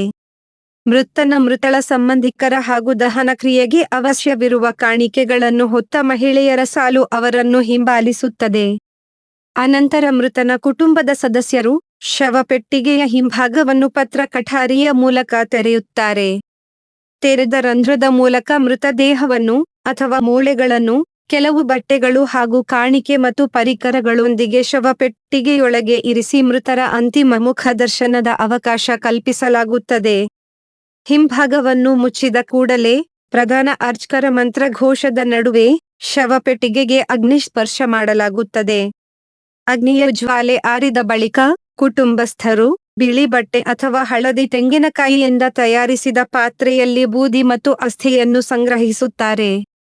ಅರ್ಚಕರು ಪತ್ರ ಮಂತ್ರ ಪಠಿಸಿ ಘಂಟೆಯ ನಾದ ಹೊರಡಿಸಿ ಆತ್ಮವನ್ನು ಸ್ವರ್ಗಕ್ಕೆ ಹೋಗಲು ಬಿಡುಗಡೆ ಮಾಡುತ್ತಾರೆ. ಸಂಗ್ರಹಿಸಲಾದ ಚಿತಾಭಸ್ಮವನ್ನು ಸಮುದ್ರದಲ್ಲಿ ಅಥವಾ ನದಿಯಲ್ಲಿ ವಿಸರ್ಜನೆ ಮಾಡುತ್ತಾರೆ. ಹೀಗೆ ಮಾಡಿದರೆ ದೇಹವು ಅನಂತದಲ್ಲಿ ಲೀನವಾಗುತ್ತದೆ ಎಂದು ಪರಿಗಣಿಸುತ್ತಾರೆ. ಮುಂಜಾನೆ ಪ್ರಾರಂಭವಾಗುವ ಈ ಎಲ್ಲ ಕಾರ್ಯಕ್ರಮಗಳು ಸಮಾಪ್ತಿಯಾಗುವ ಹೊತ್ತಿಗೆ ಸಂಜೆ ಆವರಿಸಿರುತ್ತದೆ. 7 ಯಾತ್ರೆ. ವಿಶ್ವಶಾಂತಿ, ಆತ್ಮಶುದ್ಧಿಗೆ ಹಜ್ ಯಾತ್ರೆ. ಸರ್ವಶಕ್ತ ಭಾಗ್ಯವಂತನನ್ನು ಒಲಿಸುವುದೇ ಜೀವನದ ಸಾರ್ಥಕ ಕ್ಷಣ ಎನ್ನುವುದು ನಂಬಿಕೆ. ಅಂತರಂಗ ಶುದ್ಧಿಯಿಂದ ಇಸ್ಲಾಂ ಧರ್ಮೀಯರು ಕೈಗೊಳ್ಳುವ ಪವಿತ್ರ ಹಜ್ ಯಾತ್ರೆಯ ಆಶಯವೂ ಅದೇ. ಅದರ ಹಿನ್ನೆಲೆ, ಸ್ವರೂಪ ಮತ್ತು ಧಾರ್ಮಿಕ ವಿಧಿವಿಧಾನಗಳು ವಿಶಿಷ್ಟ. ಮುಸ್ಲಿಮರ ಧರ್ಮನಿಷ್ಠೆಯ ಕೊನೆಯ ಭಾಗ ಕಾಬಾ ಮಂದಿರದ ಪ್ರದಕ್ಷಿಣೆ, ಅಂದರೆ ಹಜ್ ಯಾತ್ರೆ. ಇದು ಪ್ರತಿಯೊಬ್ಬ ಭಕ್ತನ ಅದಮ್ಯ ಕನಸು. ಈ ಕನಸು ನನಸಾಗಲು ಆತನಲ್ಲಿ ಪ್ರಯಾಣಕ್ಕೆ ಹಣ, ದೇಹದಲ್ಲಿ ಆರೋಗ್ಯವಿರಬೇಕು. ತನ್ನ ನೆರೆಹೊರೆಯ ಮನೆಗಳು ಹಸಿದ ಹೊಟ್ಟೆ, ಬಟ್ಟೆಗಳ ಅಗತ್ಯವನ್ನು ಪೂರೈಸಿಕೊಡಬೇಕು. ತನ್ನ ಲಗ್ನವಾಗುವ ಹೆಣ್ಣುಮಕ್ಕಳ ಹಣದ ಬಂದೋಬಸ್ತು ಮಾಡಿಟ್ಟಿರಬೇಕು. ಎಲ್ಲ ರೀತಿಯ ಸಾಲದಿಂದ ಮುಕ್ತನಾಗಿರಬೇಕು. ಯಾರಲ್ಲೂ ಹಗೆತನ ಇಟ್ಟುಕೊಳ್ಳಬಾರದು. ಅಂತಹ ಶತ್ರುತ್ವ ಇದ್ದರೆ ಅವರಿಂದ ನೆರವಾಗಿ ಕ್ಷಮೆ ಯಾಚಿಸಬೇಕು. ಈ ರೀತಿ ಅಂತರಂಗವನ್ನು ಶುದ್ಧೀಕರಿಸದೆ ಹಜ್ ಯಾತ್ರೆಗೆ ಹೊರಟರೆ ಆತನ ಹಜ್ ಸಿಂಧುವಾಗದು. ಒಂದು ವೇಳೆ ಈ ಚೌಕಟ್ಟನ್ನು ಮುರಿದು ಸಾಗಿದರೆ ಅದು ಕೇವಲ ತೋರಿಕೆಯ ಯಾತ್ರೆ. ಬರೀ ಸೌದಿ ಸುತ್ತಿ ಬಂದ ಪಿಕ್ನಿಕ್ ಅಷ್ಟೇ. ಮೆಕ್ಕಾ ನಗರದಲ್ಲಿರುವ ಪವಿತ್ರ ಕಾಬಾ ಅಲ್ಲಾಹುವಿನ ಪವಿತ್ರ ಭವನ. 1000 ವರ್ಷಗಳ ಹಿಂದೆ ಪ್ರವಾದಿ ಇಬ್ರಾಹಿಂ ನಿರ್ಮಿಸಿದ ಈ ಭವನದಲ್ಲಿ ಮುಸ್ಲಿಮರನ್ನು ಹೊರತುಪಡಿಸಿ ಉಳಿದವರಿಗೆ ಪ್ರವೇಶವಿಲ್ಲ. ಅಲ್ಲಿ ಹಿಂಸೆ ಬಿಡಿ, ಯಾರಿಗೂ ಚಿಕ್ಕ ಇರುವೆಯನ್ನು ಕೊಲ್ಲುವ ಅಧಿಕಾರವಿಲ್ಲ. ಪ್ರಾಣಭಿಕ್ಷೆಗಾಗಿ ಆ ಭವನದೊಳಗೆ ಹೊಕ್ಕರೆ ಆತ ಪೂರ್ಣವಾಗಿ ಸುರಕ್ಷಿತ. ಅಲ್ಲಿ ಆತ ದೇವನ ಅತಿಥಿ. ಆತ ಶತ್ರುವಾದರೂ ಆತನನ್ನು ಕೊಲ್ಲುವಂತಿಲ್ಲ. ಆಗ ಹಿಡಿದ ಖಡ್ಗವೋ ಬಂದೂಕು ಕೆಳಕ್ಕೆ ಎಸೆಯಬೇಕು. ಈ ಪಾವಿತ್ರ್ಯದಿಂದಲೇ ಇಲ್ಲಿ 1000 ವರ್ಷಗಳಿಂದ ರಕ್ತದ ಕಲೆಗಳಿಲ್ಲ, ಹಿಂಸೆಯ ದಾಖಲೆಗಳಿಲ್ಲ. ಕಾಬಾವು ಸೌದಿ ಅರೇಬಿಯಾದ ದೊರೆಗಳ ಆಡಳಿತಕ್ಕೆ ಒಳಪಟ್ಟಿರಬಹುದು. ಆದರೆ ಅದರ ಒಡೆಯರು ಅವರಲ್ಲ. ಅವರು ಬರೇ ಸೇವಕರು. ಈ ಮಂದಿರ ತಮ್ಮದೆಂದು ಸಾರುವ ಹಕ್ಕನ್ನು ಅವರಿಗೆ ಯಾರೂ ನೀಡಿಲ್ಲ. ಅದು ಸಮಸ್ತ ಮುಸ್ಲಿಮರ ಆಸ್ತಿ. ಅದರ ನೈಜ ಒಡೆಯ ಸರ್ವಶಕ್ತನಾದ ಅಲ್ಲಾಹನು ಮಾತ್ರ. ಹೀಗಾಗಿ ಪವಿತ್ರ ಕುರಾನಲ್ಲಿ ದೇವನು ಇದರ ಪೂರ್ಣ ಹೊಣೆಯನ್ನು ತಾನೇ ವಹಿಸಿಕೊಂಡಿರುವೆನೆಂದು ವಾಗ್ದಾನ ನೀಡುತ್ತಾನೆ. ಸ್ವಯಂ ದೇವಚರರೇ ಇದರ ರಕ್ಷಕರು. ಇತಿಹಾಸವನ್ನು ಹಿಂದಿರುಗಿ ನೋಡಿದಾಗ ಕಬಾದ ಮೇಲೆ ಕೆಲವು ದಾಳಿಗಳು ಜರುಗಿವೆ. ಆದರೆ ಅವು ಯಶಸ್ವಿಯಾಗಿಲ್ಲ. ಅವುಗಳಲ್ಲಿ ಗಜ ಪಡೆಗಳ ದಾಳಿಯೂ ಪ್ರಮುಖ. ಅದು ಯಾರೂ ಕಲ್ಪಿಸಿಕೊಳ್ಳಲಾರದ ರೀತಿಯಲ್ಲಿ ಅಪಜಯವಾಯಿತು. ಅಷ್ಟೊಂದು ಬೃಹತ್ತ ದಾಳಿಯನ್ನು ಹಿಮ್ಮೆಟ್ಟಿಸಿದ್ದು ಸಾಮಾನ್ಯ ಸೈನಿಕರಲ್ಲ, ಅದು ದೇವಚರರ ಮಲಕ್ ಕೈವಾಡ ಎನ್ನುತ್ತದೆ ಪವಿತ್ರ ಕುರಾನ್. ಇದು ಭಾರತ ಸೇರಿದಂತೆ ಎಲ್ಲೆಡೆಯಿಂದಲೂ ಹಜ್ಗೆ ಹೊರಡುವವರ ಸಂಖ್ಯೆ 1 ಕೋಟಿಗೂ ಮಿಕ್ಕಿರುತ್ತದೆ. ಆದರೆ ಸೌದಿ ಅರೇಬಿಯಾದ ಸರಕಾರವು ಎಲ್ಲರಿಗೂ ಅವಕಾಶ ನೀಡದು. ಬದಲಾಗಿ ಪ್ರತಿಯೊಂದು ದೇಶಗಳಿಗೂ ಇಂತಿಷ್ಟು ಯಾತ್ರಿಕರು ಬರುವಂತೆ ಸೂಚಿಸುತ್ತದೆ. ಈ ಕೋಟಾವನ್ನು ಆಯಾ ದೇಶಗಳು ತಮ್ಮ ರಾಜ್ಯಗಳಿಗೆ ಹಂಚಿಕೊಳ್ಳುತ್ತದೆ. ಅಲ್ಲಿ ಹಜ್ಗೆ ಹೊರಡುವವರ ಪಟ್ಟಿಯು ಈಗಾಗಲೇ ಸಿದ್ಧವಾಗಿರುತ್ತದೆ. ಭಾಗ್ಯಶಾಲಿಯಾದರೆ ಅವರು ಹಜ್ಗೆ ಆಯ್ಕೆಯಾಗುತ್ತಾರೆ, ಇಲ್ಲದೆ ಹೋದರೆ ಮುಂದಿನ ವರ್ಷದ ಸರತಿಗಾಗಿ ಕಾಯುತ್ತಾರೆ. ಸೌದಿ ಅರೇಬಿಯಾದ ಸರಕಾರ ಲಕ್ಷಾಂತರ ಅತಿಥಿಗಳ ಊಟ, ವಸತಿ, ಸಂಚಾರ, ಆರೋಗ್ಯ ಹಾಗೂ ರಕ್ಷಣೆ ನೋಡಿಕೊಳ್ಳಬೇಕು. ಅದು ಸುಲಭದ ಕೆಲಸವಲ್ಲ. ಒಂದಿಷ್ಟು ಅವ್ಯವಸ್ಥೆಯಾದರೆ ಅದರ ಹೆಸರು ಅಂತರರಾಷ್ಟ್ರೀಯ ಮಟ್ಟದಲ್ಲಿ ಕಳಂಕವಾಗುತ್ತದೆ. ಅಂದಹಾಗೆ ಇಲ್ಲಿ ಪ್ರತಿ ವರ್ಷವೂ ಸುಮಾರು 32 ರಿಂದ 35 ಲಕ್ಷದಷ್ಟು ಯಾತ್ರಿಕರು ಒಮ್ಮೆಗೆ ಜಮೆಯಾಗುತ್ತಾರೆ. ಈ ನಿಟ್ಟಿನಲ್ಲಿ ನಾವು ಸೌದಿ ಅರೇಬಿಯಾದ ಸರಕಾರದ ಕಾರ್ಯವನ್ನು ಮೆಚ್ಚಲೇಬೇಕು.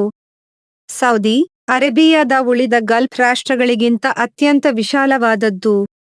ಇಲ್ಲಿಯ ರಿಯಾದ್, ದಮಾಮ್, ಅಲ್ ಖಬಾರ್ ಮುಂತಾದ ರಾಜ್ಯಗಳಿಗೆ ಸಂಚರಿಸಬೇಕಾದರೆ ಒಂದೊಂದು ರಾತ್ರಿ ಪ್ರಯಾಣದಲ್ಲಿಯೇ ಕಳೆಯಬೇಕು. ಇದರಲ್ಲಿ ಜಿದ್ದಾ ವಲಯವೂ ಒಂದು. ಇಲ್ಲಿಂದ ಕಾಬಾ ಮಂದಿರವು ಸುಮಾರು 20 ಕಿಲೋಮೀಟರ್ ದೂರದಲ್ಲಿದೆ. ಮದೀನಾ ನಗರವು 432 ಕಿಲೋಮೀಟರ್ ಅಂತರದಲ್ಲಿದೆ. ಇಲ್ಲಿಯ ವಿಮಾನ ನಿಲ್ದಾಣದಿಂದ ಪ್ರತಿ 10 ನಿಮಿಷಕ್ಕೊಮ್ಮೆ ವಿಮಾನ ಹಾರುತ್ತದೆ. ಮೆಕ್ಕಾ ಮದೀನಾದ ಹಾದಿಯಲ್ಲಿ ಸೂಪರ್ ಫಾಸ್ಟ್ ರೈಲುಗಳು ಓಡುತ್ತವೆ. ನಗರದ ಬೀದಿ ಬೀದಿಗಳಲ್ಲಿ ಗಗನಚುಂಬಿ ಹೋಟೆಲ್ಗಳಿವೆ. ಸಂಚಾರದ ವ್ಯವಸ್ಥೆಗೆ ಸಾಕಷ್ಟು ವಾಹನಗಳಿವೆ. ಊಟ ತಿಂಡಿಗೆ ನಮ್ಮ ಕರಾವಳಿಯಿಂದ ಹಿಡಿದು ಕಾಶ್ಮೀರದವರೆಗಿನ ರುಚಿಯನ್ನು ಬಡಿಸುವ ರೆಸ್ಟೋರೆಂಟ್ಗಳಿವೆ. ಆರೋಗ್ಯದ ಏರುಪೇರಿಗೆ ಆಧುನಿಕ ಸೌಲಭ್ಯದ ಆಸ್ಪತ್ರೆಗಳಿವೆ. ಹಿಂದೆ ಇಲ್ಲಿಗೆ ಬರಲು ಒಂಟೆ ಅಥವಾ ಹಡಗುಗಳ ಸಹಾಯ ಪಡೆಯುತ್ತಿದ್ದರು. ಹೀಗಾಗಿ ₹1000 ಮೈಲುಗಳ ಈ ಪ್ರಯಾಣಕ್ಕೆ ಕೆಲವು ತಿಂಗಳುಗಳೇ ಬೇಕಾಗುತ್ತಿತ್ತು. ಈಗ ಹಾಗಿಲ್ಲ, ತಂತ್ರಜ್ಞಾನ ಬೆಳೆದಿದೆ. ಪಯಣದ ಸ್ವರೂಪವೇ ಬದಲಾಗಿದೆ. ಮುಂಬೈನಲ್ಲಿ ವಿಮಾನವೇರಿ ಕುಳಿತರೆ 4 ತಾಸುಗಳಲ್ಲಿ ಮೆಕ್ಕಾ ನಗರ ತಲುಪುತ್ತೇವೆ. ಬಾಹ್ಯ ನೋಟಕ್ಕೆ ಕಾಬಾ ಮಂದಿರವು ಒಂದು ಚೌಕಾಕೃತಿಯ ಸಣ್ಣ ಕಟ್ಟಡ. ದೊರಗು ಮತ್ತು ಕಪ್ಪು ಕಲ್ಲುಗಳನ್ನು ಜೋಡಿಸಿ ಅದಕ್ಕೆ ಬಿಳಿಗಾರೆಯನ್ನು ಅಂಟಿಸಿದ್ದಾರೆ. ಇಲ್ಲಿ ಸುಂದರವಾದ ಕೆತ್ತನೆಯಾಗಲಿ ಕುಸುರಿ ಕೆಲಸವಾಗಲಿ ಕಾಣಿಸುವುದೇ ಇಲ್ಲ. ಅದರ ಒಳಗೆ ಹೋಗಲು ಒಂದು ಬಾಗಿಲಿದೆ. ಅದನ್ನು ನೆಲದಿಂದ 2 ಮೀಟರ್ ಎತ್ತರದಲ್ಲಿ ಸ್ಥಾಪಿಸಲಾಗಿದೆ. ಒಳಗಡೆ ಪ್ರವೇಶಬೇಕೆಂದರೆ ಏಣಿಯ ಸಹಾಯ ಅಗತ್ಯ. ಆದರೆ ಮೇಲಿನ ಆವರಣಕ್ಕೆ ಖರ್ಜೂರದ ಮರದ ಕಂಬಗಳನ್ನು ಅಳವಡಿಸಿದ್ದಾರೆ. ಅದರ ಮೇಲೆ ತುಕ್ಕು ನಿರೋಧಕ ತಗಡುಗಳನ್ನು ಹಾಸಲಾಗಿದೆ. ಹೀಗಾಗಿ ಇಲ್ಲಿ ಬಿಸಿಲಾಗಲಿ ಮಳೆಯಾಗಲಿ ಒಳನುಗ್ಗದು. ಸುಮಾರು 43 ಅಡಿ ಎತ್ತರ, 36 ಅಡಿ ವಿಸ್ತಾರದ ಈ ಕಟ್ಟಡದ 4 ಸುತ್ತಲೂ ರೇಷ್ಮೆಯ ಚಾದರವನ್ನು ಹೊದಿಸಲಾಗಿದೆ. ಇದನ್ನು ಕಿಸ್ವಾ ಎನ್ನುತ್ತಾರೆ. ಅದರ ಮೇಲೆ ಪವಿತ್ರ ಕುರಾನಿನ ವಾಕ್ಯಗಳಿವೆ. ಅದನ್ನು ಚಿನ್ನದ ಕುಸುರಿಯಿಂದ ಹೆಣೆಯಲಾಗಿದೆ. ಅದಕ್ಕೆ ಹೂವಿನ ಮಾಲೆಗಳಾಗಲಿ ದೀಪದ ಅಲಂಕಾರವಾಗಲಿ ಇಲ್ಲ. ಕಾಬಾ ಮಂದಿರದ ಬಲಭಾಗದಲ್ಲಿ ಹಜ್ರುಲ್ ಅಸ್ವದ್ ಅನ್ನುವ ಕಪ್ಪು ಶಿಲೆ ಇದೆ. ಅದಕ್ಕೆ ಬೆಳ್ಳಿಯ ಚೌಕಟ್ಟನ್ನು ಅಳವಡಿಸಿದ್ದಾರೆ. ಕೆಲವು ಭಕ್ತರು ಅದನ್ನು ಚುಂಬಿಸುತ್ತಾರೆ. ಅದರ ಉದ್ದೇಶ ಭಕ್ತರ ಪ್ರದಕ್ಷಿಣೆಯ ಆರಂಭ ಮತ್ತು ಅಂತ್ಯದ ಗುರುತಿಸುವಿಕೆ. ಕಾಬಾ ಮಂದಿರಕ್ಕೆ 7 ಬಾರಿ ಪ್ರದಕ್ಷಿಣೆ ಬಂದರೆ ಹಜ್ ಕರ್ಮದ ಮುಖ್ಯ ಭಾಗವು ಮುಗಿಯುತ್ತದೆ. ಅಲ್ಲಿ ಪ್ರವೇಶಿಸುವಾಗ ಯಾವುದೇ ದರ್ಜಿಯು ಹೊಲಿಯದ 2 ತುಂಡು ಬಿಳಿ ಬಟ್ಟೆಗಳನ್ನು ಉಪಯೋಗಿಸಬೇಕು. ಅದರಲ್ಲಿ ಒಂದು ಭಾಗವನ್ನು ಲುಂಗಿಯಂತೆ ಸೊಂಟಕ್ಕೆ ಬಿಗಿದುಕೊಳ್ಳಬೇಕು. ಉಳಿದ ಭಾಗವನ್ನು ಮೈಯ ಮೇಲೆ ಚಾದರದಂತೆ ಹೊದ್ದುಕೊಳ್ಳಬೇಕು. ಅದನ್ನು ಇಹ್ರಾಮ್ ಅನ್ನುತ್ತಾರೆ. ಅದು ಸಮಾನತೆ ಮತ್ತು ಶುಭ್ರತೆಯ ಸಂಕೇತ. ಲಕ್ಷಾಂತರ ಜನರ ಸಮ್ಮುಖದಲ್ಲಿ ಯಾರು ಅರಸ ಯಾರು ಗುಲಾಮ ಅನ್ನುವ ಅಂತರವೇ ಅಳಿದು ಹೋಗುತ್ತದೆ. ಅಲ್ಲಿ ಎಲ್ಲರದ್ದು ಒಂದೇ ನಡೆ, ಒಂದೇ ನುಡಿ, ಒಂದೇ ಆರಾಧನೆ. ಅಲ್ಲಾಹ್ನೇ, ನಾನೀಗ ನಿನ್ನ ಕರೆಗೆ ಒಗ್ಗಟ್ಟು ಬಂದಿದ್ದೇನೆ. ನಿನಗೆ ಯಾರೂ ಸಹಭಾಗಿಗಳಿಲ್ಲ. ಎಲ್ಲ ಸ್ತುತಿಗಳು ನಿನಗೆ ಮೀಸಲು ಎನ್ನುವ ಧ್ವನಿಯೇ ಅಲ್ಲಿ ಪ್ರತಿಧ್ವನಿಯಾಗಿ ಕೇಳಿ ಬರುತ್ತದೆ. ಕಾಬಾ ಮಂದಿರದ ಪಕ್ಕದಲ್ಲಿಯೇ ಸಫಾ ಮತ್ತು ಮರ್ವಾ ಎನ್ನುವ ಬೆಟ್ಟಗಳಿವೆ. ಪ್ರವಾದಿ ಇಬ್ರಾಹಿಂ ಅವರ ಪತ್ನಿ ಹಾಜಿರಾ ಅವರು ತನ್ನ ಪುತ್ರನ ಬಾಯಾರಿಕೆಯ ದಾಹವನ್ನು ನೀಗಿಸಲು ಇಲ್ಲಿಗೆ ಆಗಮಿಸಿದ್ದರು. ನೀರನ್ನು ಅರಸುತ್ತಾ ಈ ಬೆಟ್ಟಗಳ ನಡುವೆ ಹಲವು ಬಾರಿ ಓಡಾಡಿದರು. ಕೊನೆಗೆ ಅವರಿಗೆ ನೀರಿನ ಒರತೆಯೊಂದು ಕಾಣಿಸಿತು. ಅದು ಝುಮ್ ಝುಮ್ ಚಿಲುಮೆ. ಅದರಿಂದ ತಾಯಿ ಮಗು ಬಾಯಾರಿಕೆಯನ್ನು ನೀಗಿಸಿಕೊಂಡರು. ಮಾತೆ ಹಾಜಿರಾ ಓಡಾಡಿದ ಈ ಸ್ಮರಣೆಗಾಗಿ ಇಲ್ಲಿ ಹಜ್ ಯಾತ್ರಿಗಳು ಈ ಬೆಟ್ಟದ ನಡುವೆ ಸಾಂಕೇತಿಕವಾಗಿ ಓಡಾಡುತ್ತಾರೆ. ಇದು ಕೂಡ ಹಜ್ ಕರ್ಮದ ಮುಖ್ಯ ಭಾಗ. ಸೈತಾನನಿಗೆ ಕಲ್ಲು ಹೊಡೆಯುವ ಜುಮ್ರಾ ಮತ್ತು ಮಿನಾ ಮೈದಾನವು ಇಲ್ಲಿಯ ಮುಖ್ಯ ತಾಣ. ಹಜ್ ಯಾತ್ರೆಯು ಮುಗಿಯುವ ಮುನ್ನ ಒಂದು ದಿನ ಎಲ್ಲ ಯಾತ್ರಿಕರು ಮೀನಾ ಬೆಟ್ಟದ ಬಳಿ ಇರುವ ಅರಘಾದಲ್ಲಿ ಜಮಾಗೊಳ್ಳುತ್ತಾರೆ. ಅದು ಒಂದು ವಿಶ್ವ ಸಮ್ಮೇಳನವಾಗಿ ಮಾರ್ಪಡುತ್ತದೆ. ಅಂದು ಧರ್ಮಗುರುಗಳು ಅಲ್ಲಿ ಇಹಪರದ ಉಳಿವಿಗಾಗಿ ಪ್ರಾರ್ಥನೆ ಸಲ್ಲಿಸುತ್ತಾರೆ. ವಿಶ್ವದ ಶಾಂತಿಗಾಗಿ ಮೊರೆ ಇಡುತ್ತಾರೆ. ಸನ್ಮಾರ್ಗದಲ್ಲಿ ಸಾಗುವಂತೆ ಬೋಧನೆ ನೀಡುತ್ತಾರೆ. ಅದನ್ನು ಯಾತ್ರಿಕ ಪ್ರತಿಜ್ಞೆಯಾಗಿ ಸ್ವೀಕರಿಸಬೇಕು. ತನ್ನಿಂದ ಇನ್ನು ಮುಂದೆ ಯಾವುದೇ ಜೀವಿಗೂ ನೋವಾಗಲಿ ಅನ್ಯಾಯವಾಗಲಿ ದುಃಖವಾಗಲಿ ಸಂಭವಿಸದು ಎಂಬ ಶಪಥ ಕೈಗೊಳ್ಳಬೇಕು. ಮರುದಿನ ಬಕ್ರೀದ್ ಹಬ್ಬ. ಹಜ್ ಯಾತ್ರೆಗೆ ಹೋದವರು ಮದೀನಾ ನಗರಕ್ಕೆ ಭೇಟಿ ನೀಡುತ್ತಾರೆ. ಅದು ಹಜ್ನ ವಿಧಿವಿಧಾನದಲ್ಲಿ ಸೇರ್ಪಡೆಗೊಳ್ಳದಿದ್ದರೂ ಅದು ಪ್ರವಾದಿ ಮೊಹಮ್ಮದ್ ಅವರಿಗೆ ಅಲ್ಲಿ ಸಲ್ಲಿಸುವ ಮಹತ್ವವಾದ ಗೌರವ. ಅಲ್ಲಿ ಅವರ ಸಮಾಧಿ ಇದೆ. ಧರ್ಮಯುದ್ಧವನ್ನು ಮಾಡಿ ಗೆದ್ದ ರಣರಂಗವಿದೆ. ಅವರ ಕೈಯಾರೆ ನಿರ್ಮಿಸಿದ ಮಸೀದಿಗಳಿವೆ. ಜೊತೆಗೆ ಅನೇಕ ಮಹಾಪುರುಷರ ಗೊರಿಗಳಿವೆ. ಎಲ್ಲರಿಗೂ ಅಲ್ಲಿ ಸಲಾಂ ಸಲ್ಲಿಸಬೇಕಾದದ್ದು ಭಕ್ತರ ಆದ್ಯ ಕರ್ತವ್ಯ. ಯಾತ್ರೆಯನ್ನು ಮುಗಿಸಿ ಬಂದ ಯಾತ್ರಿಕ ಹಾಜಿ ಅನಿಸಿಕೊಳ್ಳುತ್ತಾರೆ. ಸಮುದಾಯದಲ್ಲೂ ಮತ್ತು ಸಮಾಜದಲ್ಲಿ ಆತನ ವ್ಯಕ್ತಿತ್ವವು ಉನ್ನತ ಸ್ಥಾನಕ್ಕೆ ಏರುತ್ತದೆ. ಆತನ ಅನುಕರಣೆ ಇನ್ನೊಬ್ಬರಿಗೆ ಸ್ಫೂರ್ತಿಯಾಗುತ್ತದೆ. ಪ್ರತಿದಿನದ 5 ಹೊತ್ತಿನ ಪ್ರಾರ್ಥನೆಗೆ ನಮಾಜ್ ಆತ ಅದಕ್ಕ ಬಾದಾದಿಕ್ಕಿಗೆ ಮುಖ ತಿರುಗಿಸುತ್ತಾನೆ. ತನ್ನ ಬದುಕಿನ ಉದ್ದೇಶವನ್ನು ಮತ್ತೆ ಮತ್ತೆ ಸ್ಮರಿಸಿಕೊಳ್ಳುತ್ತಾನೆ. ಕೊನೆಗೆ ಚಿರನಿದ್ರೆಗೆ ಜಾರಿ ಗೋರಿಯಲ್ಲಿ ಅದಕ್ಕೆ ಅಭಿಮುಖವಾಗಿಯೇ ಮಲಗುತ್ತಾನೆ. ಹೆಚ್ಚಿನ ಹಾಜಿಗಳು ಅಂದು ಯಾತ್ರೆಗೆ ಉಪಯೋಗಿಸಿದ ಬಿಳಿ ಬಟ್ಟೆಗಳನ್ನೇ ತಮ್ಮ ಪಾಲಿನ ಶವ ಬಟ್ಟೆಗಳಾಗಿ ಉಪಯೋಗಿಸುತ್ತಾರೆ. ಅದು ತಮ್ಮ ಗೋರಿಯಲ್ಲಿ ಜೊತೆಯಾಗಿರಲಿ ಅನ್ನುವುದು ಅವರ ಬಯಕೆ. ಮುಸಲ್ಮಾನರಿಗೆ ಹಜ್ ಒಮ್ಮೆ ಮಾತ್ರ ಕಡ್ಡಾಯ. ಅದರ ಮುಖ್ಯ ಉದ್ದೇಶ ಪಶ್ಚಾತ್ತಾಪ, ಗತಿಸಿದ ಪಾಪಗಳಿಗೆ ಕ್ಷಮಾಪಣೆ, ಕೆಡುಕಿನಿಂದ ಒಳಿತಿನ ಕಡೆಗೆ ಸಾಗುವ ಹಾದಿ. ಪರಿವರ್ತನೆಯೇ ಅದರ ಮುಖ್ಯ ತಿರುಳು. ಇದಕ್ಕಾಗಿಯೇ ಪ್ರವಾದಿ ಮೊಹಮ್ಮದ್ ಹೇಳುತ್ತಾರೆ, ಹಜ್ ಮುಗಿಸಿಕೊಂಡ ಯಾತ್ರಿಕನು ಆಗ ತಾನೇ ಜನಿಸಿದ ಮಗುವಿನಂತೆ ಪರಿಶುದ್ಧ. ಈ ಶುದ್ಧತೆಯನ್ನು ಬದುಕಿನ ಉದ್ದಕ್ಕೂ ಕಾಪಾಡಿಕೊಂಡು ಹೋಗಬೇಕಾದದ್ದು ಆತನ ಕರ್ತವ್ಯ ಎಂದು. 8 ಚಿಣ್ಣರ ಪುಟ. ಒಂದೇ ಉತ್ತರ. ಒಂದು ದಿನ ಅಕ್ಬರ್ ಮತ್ತು ಬೀರಬಲ್ ವಾಯುವಿಹಾರಕ್ಕಾಗಿ ಯಮುನಾ ನದಿಯ ಹತ್ತಿರ ಬಂದಿದ್ದರು. ಅಲ್ಲಿಯ ಪ್ರಶಾಂತ ವಾತಾವರಣವನ್ನು ನೋಡಿ ಇಬ್ಬರು ಮೌನವಾಗಿ ಕುಳಿತರು. ಅಕ್ಬರ್ ನದಿಯನ್ನೇ ದಿಟ್ಟಿಸುತ್ತಾ ಹೇಗಾದರೂ ಮಾಡಿ ಈ ಬೀರಬಲ್ಲನನ್ನು ಮಾತಿನಲ್ಲಿ ಒಮ್ಮೆಯಾದರೂ ಸೋಲಿಸಬೇಕು, ಇಲ್ಲ ಪೆಚ್ಚಿಗೆ ಸಿಲುಕಿಸಬೇಕು, ಎಂತಹ ಪ್ರಶ್ನೆ ಕೇಳಿದರೂ ಸಲೀಸಾಗಿ ಉತ್ತರಿಸುತ್ತಾನೆ ಎಂದು ಯೋಚಿಸುತ್ತಿದ್ದನು. ದೊರೆಯ ಈ ಮೌನ ಯಾವುದೋ ಹೊಸ ವಿಷಯಕ್ಕೆ ಪೀಠಿಕೆ. ನಾನು ಜಾಗೃತನಾಗಿರಬೇಕು ಎಂದುಕೊಂಡ ಬೀರಬಲ್, ಮಹಾಪ್ರಭುಗಳ ಚಿತ್ತಬೇಕು ಎಂದು ಗೊಂದಲದಲ್ಲಿ ಸಿಲುಕಿರುವಂತಿದೆ ಎಂದನು. ಆಗ ಅಕ್ಬರ್, ನೋಡು ಬೀರಬಲ್, ನಾನು ನಿನಗೆ ಕೆಲವು ಪ್ರಶ್ನೆ ಕೇಳುತ್ತೇನೆ, ನೀನು ಒಂದೇ ವಾಕ್ಯದಲ್ಲಿ ಉತ್ತರಿಸಬೇಕು ಎಂದನು ಗಂಭೀರವಾಗಿ.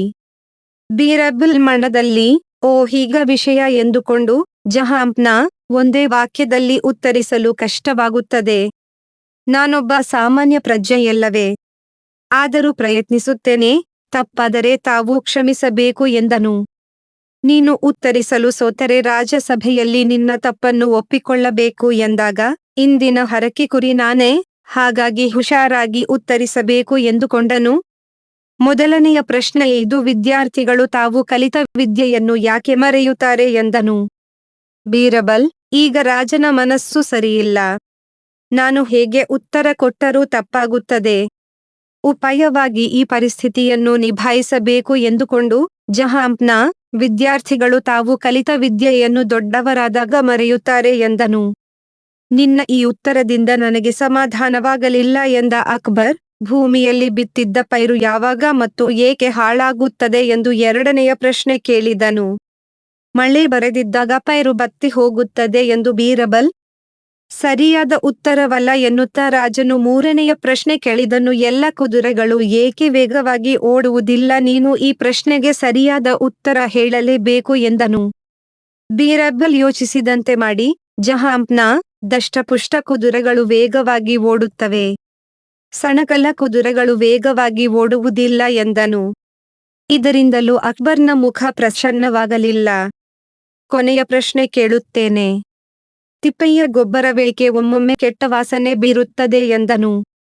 ಅದು ತಿಪ್ಪೆಯಲ್ಲವೇ, ಅದಕ್ಕೆ ಕೆಟ್ಟ ವಾಸನೆ ಬೀರುತ್ತದೆ ಎಂದು ಹೇಳಿದನು ಬೀರಬಲ್.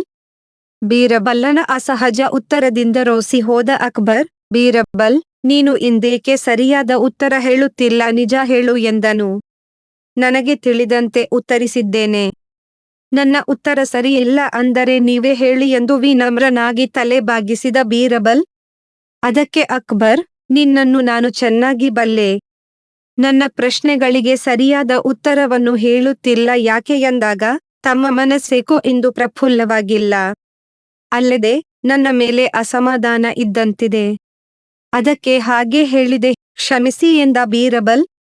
ಹಾಗಿದ್ದರೆ ಸರಿಯಾದ ಉತ್ತರ ಹೇಳು ಎಂದನು ಅಕ್ಬರ್. ಈಗ ಉತ್ತರ ಹೇಳಿ ರಾಜಸಭೆಯಲ್ಲಿ ತಪ್ಪು ಒಪ್ಪಿಕೊಳ್ಳುತ್ತೇನೆ. ತಿರುವಾಟ ಇಲ್ಲದಿದ್ದರೆ ಇದೇ ಒಂದು ವಾಕ್ಯದ ಉತ್ತರ ಎಂದನು ಬೀರಬಲ್. ಅದಕ್ಕೆ ಅಕ್ಬರ್, ನಿನ್ನ ಉತ್ತರವನ್ನು ಸ್ಪಷ್ಟಪಡಿಸು ಎಂದಾಗ ಬೀರಬಲ್ಲನು, ವಿದ್ಯಾರ್ಥಿಗಳು ಕಲಿತ ವಿದ್ಯೆಯನ್ನು ತಿರುವಾಟ ಮಾಡಬೇಕು. ಅಂದರೆ ಆಗಾಗ ಓದಿ ಬರೆಯುತ್ತಿರಬೇಕು. ಇಲ್ಲದಿದ್ದರೆ ಕಲಿತ ವಿದ್ಯೆಯು ಮರೆತು ಹೋಗುತ್ತದೆ. ಭೂಮಿಯನ್ನು ತಿರುವಾಟ ಮಾಡಬೇಕು. ಭೂಮಿಯನ್ನು ಹದವಾಗಿ ಉತಿ, ಕಳೆ ಕಿತ್ತು, ನೀರುಣಿಸಿದ ನಂತರ ಪೈರು ಹಾಕಿದರೆ ಹಾಳಾಗುವುದಿಲ್ಲ. ಎಲ್ಲ ಕುದುರೆಗಳನ್ನು ದಿನಾ ತಿರುವಾಟ ಅಂದರೆ ಅಡ್ಡಾಡಿಸಬೇಕು. ಆಗ ಕುದುರೆಗಳು ವೇಗವಾಗಿ ಓಡುತ್ತವೆ. ತಿಪ್ಪೆಯನ್ನು ತಿರುವಾಟ ಮಾಡದಿದ್ದರೆ ಗೊಬ್ಬರ ಹುಳುಗಳಿಂದ ತುಂಬಿ ಕೆಟ್ಟ ವಾಸನೆ ಬರುತ್ತದೆ. ಹಾಗಾಗಿ ವರ್ಷಕ್ಕೆ 2 ಬಾರಿ ತಿಪ್ಪೆಯನ್ನು ಪೂರಾ ತೆಗೆದು ತಿರುವಾಟ ಮಾಡಿ ನಂತರ ಜಮೀನಿಗೆ ಹಾಕಬೇಕು ಎಂದನು. ಅಕ್ಬರ್ ಬೀರಬಲ್ಲನ ಬುದ್ಧಿವಂತಿಕೆ ಕಂಡು ಬೆರಗಾಗಿ, ಭಲೆ ಬೀರಬಲ್, ನಿನಗೆ ನೀನೇ ಸಾಟಿ. ನೀನು ಎಲ್ಲಿಯೂ ತಪ್ಪು ಒಪ್ಪಿಕೊಳ್ಳುವಂತಿಲ್ಲ. ನಿನ್ನ ಅಸಾಧಾರಣ ಬುದ್ಧಿವಂತಿಕೆಯನ್ನು ನಾನು ಮೆಚ್ಚಿದೆ ಎಂದು ಹಾಡಿ ಹೊಗಳಿದ್ದನು. ಆ ಕಲಿಕೆಯ ಸಡಗರ ಬಂದಿತು ಸಂಭ್ರಮ, ಶನಿವಾರ ತಂದಿತು ಕಲಿಕೆಯ ಸಂತಸ ಸಡಗರ. ನಮ್ಮ ಶಾಲಾ ಶಿಕ್ಷಣ ಮತ್ತು ಸಾಕ್ಷರತಾ ಇಲಾಖೆ ಮೂಲಕ ಸಾಗಿದ ಕಲಿಕಾ ಚಟುವಟಿಕೆ ನಲಿಯುತ್ತ ಕುಣಿಯುತ್ತ ಹಾಡುತ್ತ ಪಾಡುತ್ತ ಒಟ್ಟಿಗೆ ಸೇರಿ ಕಲಿಯೋಣ, ನಾವೆಲ್ಲರೂ ಕಲಿಕಾರ್ಥಿಗಳೆಂದು ಜಗಕ್ಕೆ ಸಾರೋಣ. ಭಾರವಾದ ಹೊತ್ತಿಗೆಗಳ ಚೀಲವಿಲ್ಲದೆ ನಮ್ಮಲ್ಲಿಯಾಗಿದೆ ನಿರಂತರ ಕಲಿಕೆ. ನಮ್ಮಯ ಸರಕಾರಿ ಶಾಲಾ ಶಿಕ್ಷಕರದಿ ಕಾಣಿಕೆ ಅರಿವು ಅನುಭವ ಅವಲೋಕನದ ಮೂಲಕ ಕಲಿಯೋಣ. ಸುಸಂಸ್ಕಾರ ಭಾರತೀಯ ಪ್ರಜೆಗಳಾಗಿ ಒಟ್ಟಿಗೆ ಬಾಳೋಣ. ರಚನೆ ಲತಾ ಎಚ್. ಎನ್, ಮೈಸೂರು. 9 ಅಡುಗೆ ಮನೆ. ಆರೋಗ್ಯಕರ ಸೂಪ್. ಸೂಪ್ ಆರೋಗ್ಯಕ್ಕೆ ಒಳ್ಳೆಯದು. ಜೀರ್ಣ ಶಕ್ತಿ ಹೆಚ್ಚಿಸುತ್ತದೆ. ಹೊಟ್ಟೆ ತಂಪಾಗಿಸುತ್ತದೆ. ಬೇರೆ ಬೇರೆ ರೀತಿಯ ಸೂಪ್ಗಳನ್ನು ಮಾಡಿದರೆ ರುಚಿಯಾಗಿರುತ್ತದೆ. ಇಲ್ಲಿವೆ ವಿವಿಧ ಸೂಪ್ ರೆಸಿಪಿ. 1. ಬಾಳೆದಿಂಡಿನ ಸೂಪ್. ಏನೇನು ಬೇಕು? ಬಾಳೆದಿಂಡು 1, ಹಸಿ ಶುಂಠಿ 1 ಇಂಚು, ಹಸಿಮೆಣಸಿನಕಾಯಿ 1, ಬೆಳ್ಳುಳ್ಳಿ 10 ಇನದ 15, ಕೊತ್ತಂಬರಿ ಸೊಪ್ಪಿನ ದಂಟು ಸ್ವಲ್ಪ, ನೀರು ಅರ್ಧ ಲೀಟರ್, ಕಲ್ಲುಪ್ಪು 1 ಚಮಚ, ಕಾಳುಮೆಣಸಿನ ಪುಡಿ 1 ಚಮಚ, ಜೀರಿಗೆ ಪುಡಿ 1 ಚಮಚ, ಬ್ಲಾಕ್ ಸಾಲ್ಟ್ ಅರ್ಧ ಚಮಚ, ರುಚಿಗೆ ತಕ್ಕಷ್ಟು ಉಪ್ಪು, ನಿಂಬೆ ಹಣ್ಣಿನ ರೂಪಾಯಿ, ಕೊತ್ತಂಬರಿ ಸೊಪ್ಪು ಸ್ವಲ್ಪ. ಮಾಡೋದು ಹೇಗೆ? ಬಾಳೆದಿಂಡಿನ ನಾರನ್ನು ತೆಗೆದು ಚಿಕ್ಕದಾಗಿ ಹೆಚ್ಚಿಕೊಂಡು ಕುಕ್ಕರಿಗೆ ಹೊಕ್ಕಿ. ಜೊತೆಗೆ ಬೆಳ್ಳುಳ್ಳಿ, ಶುಂಠಿ, ಕೊತ್ತಂಬರಿ ಸೊಪ್ಪಿನ ದಂಟು, ಹಸಿಮೆಣಸಿನಕಾಯಿ, ನೀರು, ಕಲ್ಲುಪ್ಪು ಸೇರಿಸಿ ಮುಚ್ಚಳ ಮುಚ್ಚಿ 5 ವಿಷಲ್ ಬರುವವರೆಗೆ ಬೇಯಿಸಿ. ಬಳಿಕ ಸೋಸಿಕೊಂಡು ಬಾಳೆದಿಂಡಿನ ಮಿಶ್ರಣವನ್ನು ಮಿಕ್ಸಿ ಜಾರಿಗೆ ಹಾಕಿ ನುಣ್ಣಗೆ ರುಬ್ಬಿಕೊಂಡು ಪಾತ್ರೆಗೆ ಹಾಕಿ. ಜೊತೆಗೆ ನೀರನ್ನು ಸೇರಿಸಿ ಮಿಶ್ರಣ ಮಾಡಿ ಒಲೆಯ ಮೇಲಿಟ್ಟು ಕುದಿಸಿ. ಕುದಿಯುವಾಗ ಕಾಳು ಮೆಣಸು, ಜೀರಿಗೆ ಪುಡಿ, ಬ್ಲಾಕ್ ಸಾಲ್ಟ್, ರುಚಿಗೆ ತಕ್ಕಷ್ಟು ಉಪ್ಪು, ನಿಂಬೆ ರಸ, ಕೊತ್ತಂಬರಿ ಸೊಪ್ಪನ್ನು ಹಾಕಿ ಸಣ್ಣ ಉರಿಯಲ್ಲಿ ಕುದಿಸಿ ಒಲೆಯಿಂದ ಇಳಿಸಿ. 2 ವೆಜ್ ಮ್ಯಾಂಚೋ ಸೂಪ್. ಏನೇನು ಬೇಕು? ಎಣ್ಣೆ 2 ಚಮಚ, ಚಿಕ್ಕದಾಗಿ ಹೆಚ್ಚಿದ ಶುಂಠಿ 1 ಚಮಚ, ಬೆಳ್ಳುಳ್ಳಿ ಎಸಳು 2, ಹಸಿಮೆಣಸಿನಕಾಯಿ 1, ಈರುಳ್ಳಿ, ಕ್ಯಾರೆಟ್ 1, ಕೋಸು ಕಾಲು ಭಾಗ, ಮಶ್ರೂಮ್ 4, ಸೋಯಾ ಸಾಸ್ 2 ಚಮಚ, ಉಪ್ಪು ರುಚಿಗೆ ತಕ್ಕಷ್ಟು, ಕಾಳು ಮೆಣಸಿನ ಪುಡಿ ಅರ್ಧ ಚಮಚ, ಸಕ್ಕರೆ 1 ಚಮಚ, ನೀರು 3 ಕಪ್, ವೆನಿಗರ್ 1 ಚಮಚ, ರಿಂಗ್ ಬೀನ್ಸ್ 6, ಕೊತ್ತಂಬರಿ ಸೊಪ್ಪು ಸ್ವಲ್ಪ. ಹುರಿಯಲು 1 cup Hakka noodles, corn flour 1 ಚಮಚ, ಕರಿಯಲು ಎಣ್ಣೆ. ಮಾಡೋದು ಹೇಗೆ? ತರಕಾರಿಗಳನ್ನು ಚಿಕ್ಕದಾಗಿ ಕತ್ತರಿಸಿಕೊಳ್ಳಿ. ಬಾಣಲೆಗೆ ಎಣ್ಣೆ ಹಾಕಿ ಬಿಸಿ ಮಾಡಿಕೊಂಡು ಶುಂಠಿ, ಬೆಳ್ಳುಳ್ಳಿ, ಹಸಿಮೆಣಸಿನಕಾಯಿ, ಈರುಳ್ಳಿ ಹಾಕಿ ಬಣ್ಣ ಬದಲಾಗುವವರೆಗೆ ಹುರಿಯಿರಿ. ತರಕಾರಿಗಳನ್ನು ಸೇರಿಸಿ ಮೆತ್ತಗಾಗುವವರೆಗೆ ಹುರಿಯಿರಿ. ಈಗ ಸೋಯಾ ಸಾಸ್, ರುಚಿಗೆ ತಕ್ಕಷ್ಟು ಉಪ್ಪು, ಕಾಳು ಮೆಣಸಿನ ಪುಡಿ, ಸಕ್ಕರೆ ಸೇರಿಸಿ ಮಿಶ್ರಣ ಮಾಡಿ. ಬಳಿಕ ನೀರು ಸೇರಿಸಿ ಕುದಿಸಿ. ಕುದಿ ಬಂದ ಬಳಿಕ ವೆನಿಗರ್ ಸೇರಿಸಿ. ನೂಡಲ್ಸ್ಗೆ ಕಾರ್ನ್ ಫ್ಲೋರ್ ಮಿಕ್ಸ್ ಮಾಡಿ ಎಣ್ಣೆಯಲ್ಲಿ ಗರಿಗರಿಯಾಗಿ ಕರಿಯಿರಿ. 2 ಚಮಚ ನೀರಿಗೆ 1 ಚಮಚ ಕಾರ್ನ್ ಫ್ಲೋರ್ ಮಿಕ್ಸ್ ಮಾಡಿ ಚಿಟಿಕೆ ಕಾಳು ಮೆಣಸು ಸೇರಿಸಿ ಅದನ್ನು ಕುದಿಯುತ್ತಿರುವ ಸೂಪ್ಗೆ ಸೇರಿಸಿ. ಕುದಿ ಬಂದ ನಂತರ ಒಲೆ ಆರಿಸಿ ಕರಿದ ನೂಡಲ್ಸ್ ಸೇರಿಸಿ ಸವಿಯಿರಿ. 3 ಟೊಮ್ಯಾಟೊ ತುಳಸಿ ಸೂಪ್. ಏನೇನು ಬೇಕು? ಎಣ್ಣೆ 2 ಚಮಚ, ಪಲಾವ್ ಎಲೆ 2, ಚಕ್ಕೆ, ಲವಂಗ, ಏಲಕ್ಕಿ, ಜೀರಿಗೆ, ಶುಂಠಿ, ಬೆಳ್ಳುಳ್ಳಿ ಪೇಸ್ಟ್, ಕಡಲೆ ಹಿಟ್ಟು 1 ಚಮಚ, ಟೊಮ್ಯಾಟೊ, ಅರಿಶಿನ, ಅಚ್ಚ ಖಾರದ ಪುಡಿ, ಧನಿಯಾ ಪುಡಿ, ಕಾಳು ಮೆಣಸಿನ ಪುಡಿ, ತುಳಸಿ ಎಲೆ, ನೀರು 2 ಕಪ್, ಉಪ್ಪು ರುಚಿಗೆ ತಕ್ಕಷ್ಟು. ಮಾಡೋದು ಹೇಗೆ? ಬಾಣಲೆಗೆ ಎಣ್ಣೆ ಹಾಕಿ ಬಿಸಿ ಮಾಡಿ ಮಸಾಲೆ ಪದಾರ್ಥಗಳು ಮತ್ತು ಜೀರಿಗೆಯನ್ನು ಹಾಕಿ ಪರಿಮಳ ಬರುವವರೆಗೆ ಹುರಿಯಿರಿ. ಶುಂಠಿ ಬೆಳ್ಳುಳ್ಳಿ ಪೇಸ್ಟ್ ಹಾಕಿ ಹಸಿ ವಾಸನೆ ಹೋಗುವವರೆಗೆ ಹುರಿಯಿರಿ. ಈಗ ಕಡಲೆ ಹಿಟ್ಟನ್ನು ಸೇರಿಸಿ ಕೆಂಬಣ್ಣ ಬರುವವರೆಗೆ ಹುರಿಯಿರಿ. ಬಳಿಕ ಕೊತ್ತಂಬರಿ ಸೊಪ್ಪಿನ ದಂಟು ಮತ್ತು ಚಿಕ್ಕದಾಗಿ ಕತ್ತರಿಸಿದ ಟೊಮ್ಯಾಟೊ ಸೇರಿಸಿ ಮೆತ್ತಗಾಗುವವರೆಗೆ ಹುರಿಯಿರಿ. ಅರಿಶಿನ, ಅಚ್ಚ ಖಾರದ ಪುಡಿ, ಧನಿಯಾ ಪುಡಿ, ಕಾಳು ಮೆಣಸಿನ ಪುಡಿ, ಉಪ್ಪು ಸೇರಿಸಿ ನೀರನ್ನು ಹಾಕಿ ಮುಚ್ಚಳ ಮುಚ್ಚಿ ಮೆತ್ತಗಾಗುವವರೆಗೆ ಬೇಯಿಸಿ ಸೋಸಿಕೊಳ್ಳಿ. ಇದರಲ್ಲಿರುವ ಪಲಾವ್ ಎಲೆ ತೆಗೆದು ಸೋಸಿದ ಗಟ್ಟಿಯಾದ ಪದಾರ್ಥವನ್ನು ಮಿಕ್ಸಿನಲ್ಲಿ ನುಣ್ಣಗೆ ರುಬ್ಬಿ, ಬಾಣಲೆಗೆ ರುಬ್ಬಿದ ಮಿಶ್ರಣ ಮತ್ತು ಸೋಸಿಕೊಂಡ ನೀರಿನ ಮಿಶ್ರಣ ಎರಡನ್ನೂ ಸೇರಿಸಿ ಕುದಿಸಿ. ಕೊನೆಯಲ್ಲಿ ಚಿಕ್ಕದಾಗಿ ಕತ್ತರಿಸಿದ ತುಳಸಿ ಎಲೆಯನ್ನು ಸೇರಿಸಿ ಸವಿಯಿರಿ. 4 ಕ್ಯಾರೆಟ್ ಶುಂಠಿ ಸೂಪ್. ಏನೇನು ಬೇಕು? ಕ್ಯಾರೆಟ್ ಅರ್ಧ ಕಿಲೋಗ್ರಾಂ, ಹಸಿ ಶುಂಠಿ 3 ಇಂಚು, ಈರುಳ್ಳಿ 2, ನೀರು 1 ಲೀಟರ್, ಆಲಿವ್ ಎಣ್ಣೆ 2 ಚಮಚ, ಉಪ್ಪು ರುಚಿಗೆ ತಕ್ಕಷ್ಟು, ಮಿಕ್ಸ್ಡ್ ಹರ್ಬ್ಸ್ 3/4 ಚಮಚ, ಕಾಳು ಮೆಣಸಿನ ಪುಡಿ ಮತ್ತು ಉಪ್ಪು ರುಚಿಗೆ ತಕ್ಕಷ್ಟು, ಪುದೀನ ಎಲೆ. ಮಾಡೋದು ಹೇಗೆ? ಕ್ಯಾರೆಟ್, ಈರುಳ್ಳಿ, ಶುಂಠಿಯನ್ನು ಚಿಕ್ಕದಾಗಿ ಕತ್ತರಿಸಿಕೊಳ್ಳಿ. ಕುಕ್ಕರಿನಲ್ಲಿ ಆಲಿವ್ ಎಣ್ಣೆಯನ್ನು ಹಾಕಿ ಬಿಸಿ ಮಾಡಿಕೊಳ್ಳಿ. ಅದರಲ್ಲಿ ಶುಂಠಿ ಮತ್ತು ಈರುಳ್ಳಿಯನ್ನು ಹಾಕಿ ಹುರಿಯಿರಿ. ಬಳಿಕ ಹೆಚ್ಚಿದ ಕ್ಯಾರೆಟ್ ಅನ್ನು ಹಾಕಿ ಮಿಶ್ರಣ ಮಾಡಿ. ಈ ಮಿಶ್ರಣಕ್ಕೆ ನೀರು ಮತ್ತು ಉಪ್ಪನ್ನು ಸೇರಿಸಿ ಕುಕ್ಕರಿನ ಮುಚ್ಚಳ ಮುಚ್ಚಿ 4 ವಿಷಲ್ ಬಂದ ನಂತರ ಒಲೆ ಆರಿಸಿ, ನೀರು ಮತ್ತು ಹೋಳುಗಳನ್ನು ಬೇರೆ ಮಾಡಿ ಸೋಸಿಕೊಳ್ಳಿ. ಹೋಳುಗಳನ್ನು ಮಿಕ್ಸಿನಲ್ಲಿ ನುಣ್ಣಗೆ ರುಬ್ಬಿ, ಬಾಣಲೆಯಲ್ಲಿ ರುಬ್ಬಿದ ಮಿಶ್ರಣವನ್ನು ಮತ್ತು ಸೋಸಿಕೊಂಡ ನೀರನ್ನು ಸೇರಿಸಿ ಮಧ್ಯಮ ಉರಿಯಲ್ಲಿ ಚೆನ್ನಾಗಿ ಕುದಿಸಿ. ನಂತರ ಮಿಕ್ಸ್ಡ್ ಹರ್ಬ್ಸ್ ಮತ್ತು ಕಾಳು ಮೆಣಸಿನ ಪುಡಿಯನ್ನು ಹಾಕಿ ಕುದಿಸಿ. ಕೊನೆಯಲ್ಲಿ ಪುದೀನ ಸೊಪ್ಪು ಹಾಕಿ ಅಲಂಕರಿಸಿ. 5 ಹಾಟ್ ಅಂಡ್ ಸೋರ್ ಸೂಪ್. ಏನೇನು ಬೇಕು? ಎಣ್ಣೆ 2 ಚಮಚ, ಬೆಳ್ಳುಳ್ಳಿ ಎಸಳು 2, 1 ಇಂಚು ಹಸಿ ಶುಂಠಿ, 1 ಹಸಿಮೆಣಸಿನಕಾಯಿ, ಈರುಳ್ಳಿ ಎಲೆ ಹೆಚ್ಚಿದ್ದು 2 ಚಮಚ, ಕ್ಯಾರೆಟ್, ಎಲೆಕೋಸು, ದೊಡ್ಡ ಮೆಣಸಿನಕಾಯಿ, ಹುರುಳಿಕಾಯಿ ಸ್ವಲ್ಪ, ನೀರು 4 ಕಪ್, ಸೋಯಾ ಸಾಸ್, ವೆನಿಗರ್ 2 ಚಮಚ, ಚಿಲ್ಲಿ ಸಾಸ್ 1 ಚಮಚ, ಕಾಳು ಮೆಣಸಿನ ಪುಡಿ, ಸಕ್ಕರೆ ಮತ್ತು ರುಚಿಗೆ ತಕ್ಕಷ್ಟು ಉಪ್ಪು, ಈರುಳ್ಳಿ ಎಲೆ, ಕಾರ್ನ್ ಫ್ಲೋರ್ 2 ಚಮಚ. ಮಾಡೋದು ಹೇಗೆ?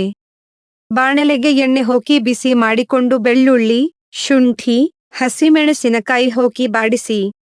ಬಳಿಕ ಈರುಳ್ಳಿ ಎಲೆಯನ್ನು ಮೆತ್ತಗಾಗುವವರೆಗೆ ಹುರಿಯಿರಿ. ಈಗ ಚಿಕ್ಕದಾಗಿ ಕತ್ತರಿಸಿಕೊಂಡ ತರಕಾರಿಗಳನ್ನು ಸೇರಿಸಿ 2 ನಿಮಿಷ ಹುರಿಯಿರಿ. Soya sauce, vinegar, chilli sauce ಸೇರಿಸಿ ಮಿಶ್ರಣ ಮಾಡಿ. ಬಳಿಕ ನೀರು ಸೇರಿಸಿ ಕುದಿಸಿ, ಕಾಳು ಮೆಣಸಿನ ಪುಡಿ, ಸಕ್ಕರೆ ಮತ್ತು ಉಪ್ಪು ಹಾಕಿ 3 ರಿಂದ 4 ನಿಮಿಷ ಕುದಿಸಿ. ಇದಕ್ಕೆ ಕಾರ್ನ್ ಫ್ಲೋರ್ ಮಿಶ್ರಣ ಸೇರಿಸಿ 2 ನಿಮಿಷ ಕುದಿಸಿ, ಒಲೆ ಆರಿಸಿ ಸೂಪನ್ನು ಸವಿಯಿರಿ. 10 ಮಿತ್ರ ಜ್ಯೋತಿ ವಾರ್ತೆ. ಜೂನ್ 4, 2026 ರಂದು ಡೆಲ್ ಕಂಪನಿಯ ಹಿರಿಯ ಅಧಿಕಾರಿಗಳಾದ ಶ್ರೀಯುತ ಚಕೀರಿ, ಶ್ರೀ ರಾಚಿತ್, ಶ್ರೀ ಎಲಯದತ್, ಶ್ರೀ ರುಬೀನಾ, ಶ್ರೀಮತಿ ಜಿ. ಕೆ. ರಮ್ಯಾ ಮತ್ತು ಶ್ರೀಮತಿ ಪದ್ಮಾ ವೇಲು ಅವರು ಮಿತ್ರ ಜ್ಯೋತಿ ಸಂಸ್ಥೆಗೆ ಭೇಟಿ ನೀಡಿ ಅಲ್ಲಿನ ಕಾರ್ಯಚಟುವಟಿಕೆಗಳನ್ನು ವೀಕ್ಷಿಸಿ, ಸಂಸ್ಥೆಯ ಫಲಾನುಭವಿಗಳೊಂದಿಗೆ ಒಡನಾಡಿದರು. ಈ ಭೇಟಿಯ ಸಂದರ್ಭದಲ್ಲಿ ವಿಶ್ವ ಪರಿಸರ ದಿನದ ಪ್ರಯುಕ್ತ ಶ್ರೀ ಚಕ್ಕೇರಿ ಅವರು ಮಿತ್ರ ಜ್ಯೋತಿಯ ಆವರಣದಲ್ಲಿ ಗಿಡವೊಂದನ್ನು ನೆಟ್ಟರು. ಡೆಲ್ ಟೆಕ್ನಾಲಜೀಸ್ ಅನೇಕ ವರ್ಷಗಳಿಂದ ಮಿತ್ರ ಜ್ಯೋತಿ ಸಂಸ್ಥೆಯ ಕಾರ್ಯಚಟುವಟಿಕೆಗಳಿಗೆ ಸಹಕಾರ ನೀಡುತ್ತಿದ್ದು, ಇದಕ್ಕಾಗಿ ಅವರಿಗೆ ನಾವು ಸದಾ ಆಭಾರಿಯಾಗಿದ್ದೇವೆ. ನಮ್ಮ ಈ ಬಲವಾದ ಹಾಗೂ ಸುದೀರ್ಘವಾದ ಬೆಂಬಲಕ್ಕೆ ಕಾರಣರಾದ ಶ್ರೀಮತಿ ಪದ್ಮಾ ವೇಲು ಅವರಿಗೂ ಕೂಡ ನಮ್ಮ ಹೃತ್ಪೂರ್ವಕ ಧನ್ಯವಾದಗಳು. ಜೂನ್ 5, 2026 ರಂದು ಮಿತ್ರ ಜ್ಯೋತಿಯ 64ನೇ ಡಿಜಿಟಲ್ ಸಾಕ್ಷರತಾ ತರಬೇತಿ ಕಾರ್ಯಕ್ರಮದ ವಿದ್ಯಾರ್ಥಿಗಳಿಗೆ ಬೀಳ್ಕೊಡುಗೆ ಸಮಾರಂಭವನ್ನು ಏರ್ಪಡಿಸಲಾಗಿತ್ತು. ಮಾತೃಛಾಯಾ ಬ್ರೈಲ್ ಸಂಪನ್ಮೂಲ ಕೇಂದ್ರದ ಸಂಘಟನಾಕಾರರಾದ ಶ್ರೀಮತಿ ರಾಜಶ್ರೀ ಸತೀಶ್ ರವರು ಈ ಸಮಾರಂಭದ ಮುಖ್ಯ ಅತಿಥಿಗಳಾಗಿ ಆಗಮಿಸಿ, ವಿದ್ಯಾರ್ಥಿಗಳಿಗೆ ಶುಭ ಹಾರೈಸಿದರು. ತಮ್ಮ ಸಾಧನೆಗಾಗಿ ಪ್ರಶಸ್ತಿ ಪತ್ರಗಳನ್ನು ಸ್ವೀಕರಿಸಿದ ಬಳಿಕ ವಿದ್ಯಾರ್ಥಿಗಳು ಕಾರ್ಯಕ್ರಮ ನಿರೂಪಣೆ, ನೃತ್ಯ, ಸಂಗೀತ, ಭಾಷಣ, ಅನಕ ಮುಂತಾದ ಪ್ರತಿಭೆಯ ಮೂಲಕ ನೆರೆದ ಸಭಿಕರೆಲ್ಲರ ಮನಸೆಳೆದರು. ಇವರ ಮುಂದಿನ ಭವಿಷ್ಯವು ಉಜ್ವಲವಾದ ಯಶಸ್ಸಿನಿಂದ ಕೂಡಿರಲಿ ಎಂದು ಇವರನ್ನು ಹಾರೈಸುತ್ತೇವೆ. ಜೂನ್ 12, 2026 ರಂದು ಸಾಲವೆಂಟಮ್ ಬೆಂಗಳೂರಿನ ಹೊಸ ಕಚೇರಿಯ ಉದ್ಘಾಟನಾ ಸಮಾರಂಭಕ್ಕೆ ಮಿತ್ರ ಜ್ಯೋತಿ ತಂಡವು ತೆರಳಿ ಎಲ್ಲರಿಗೂ ಶುಭ ಹಾರೈಸಿತು. ಸಾಲವೆಂಟಮ್ ಪಯಣದ ಈ ಮೈಲುಗಲ್ಲಿನಲ್ಲಿ ಭಾಗಿಯಾಗುವುದಕ್ಕೆ ನಮಗೆ ಅತ್ಯಂತ ಹರ್ಷವಾಗುತ್ತಿದೆ. ಮತ್ತೊಂದು ಅತ್ಯಂತ ಹೆಮ್ಮೆಯ ಸಂಗತಿಯೆಂದರೆ ಮಿತ್ರ ಜ್ಯೋತಿಯ ಆಕ್ಸೆಸಿಬಿಲಿಟಿ ಟೆಸ್ಟಿಂಗ್ ಕಾರ್ಯಕ್ರಮದ ವಿದ್ಯಾರ್ಥಿ ಶ್ರೀನಿವಾಸನ್ ಸಾಲವೆಂಟಮ್ನಲ್ಲಿ 3 ತಿಂಗಳ ಇಂಟರ್ನ್ಶಿಪ್ ಕಾರ್ಯಕ್ರಮಕ್ಕೆ ಆಯ್ಕೆಯಾಗಿದ್ದಾರೆ. ಇವರಿಗೆ ನೇಮಕಾತಿ ಪ್ರಸ್ತಾವನಾ ಪತ್ರವನ್ನು ಈ ಸಂದರ್ಭದಲ್ಲಿ ನೀಡಲಾಯಿತು.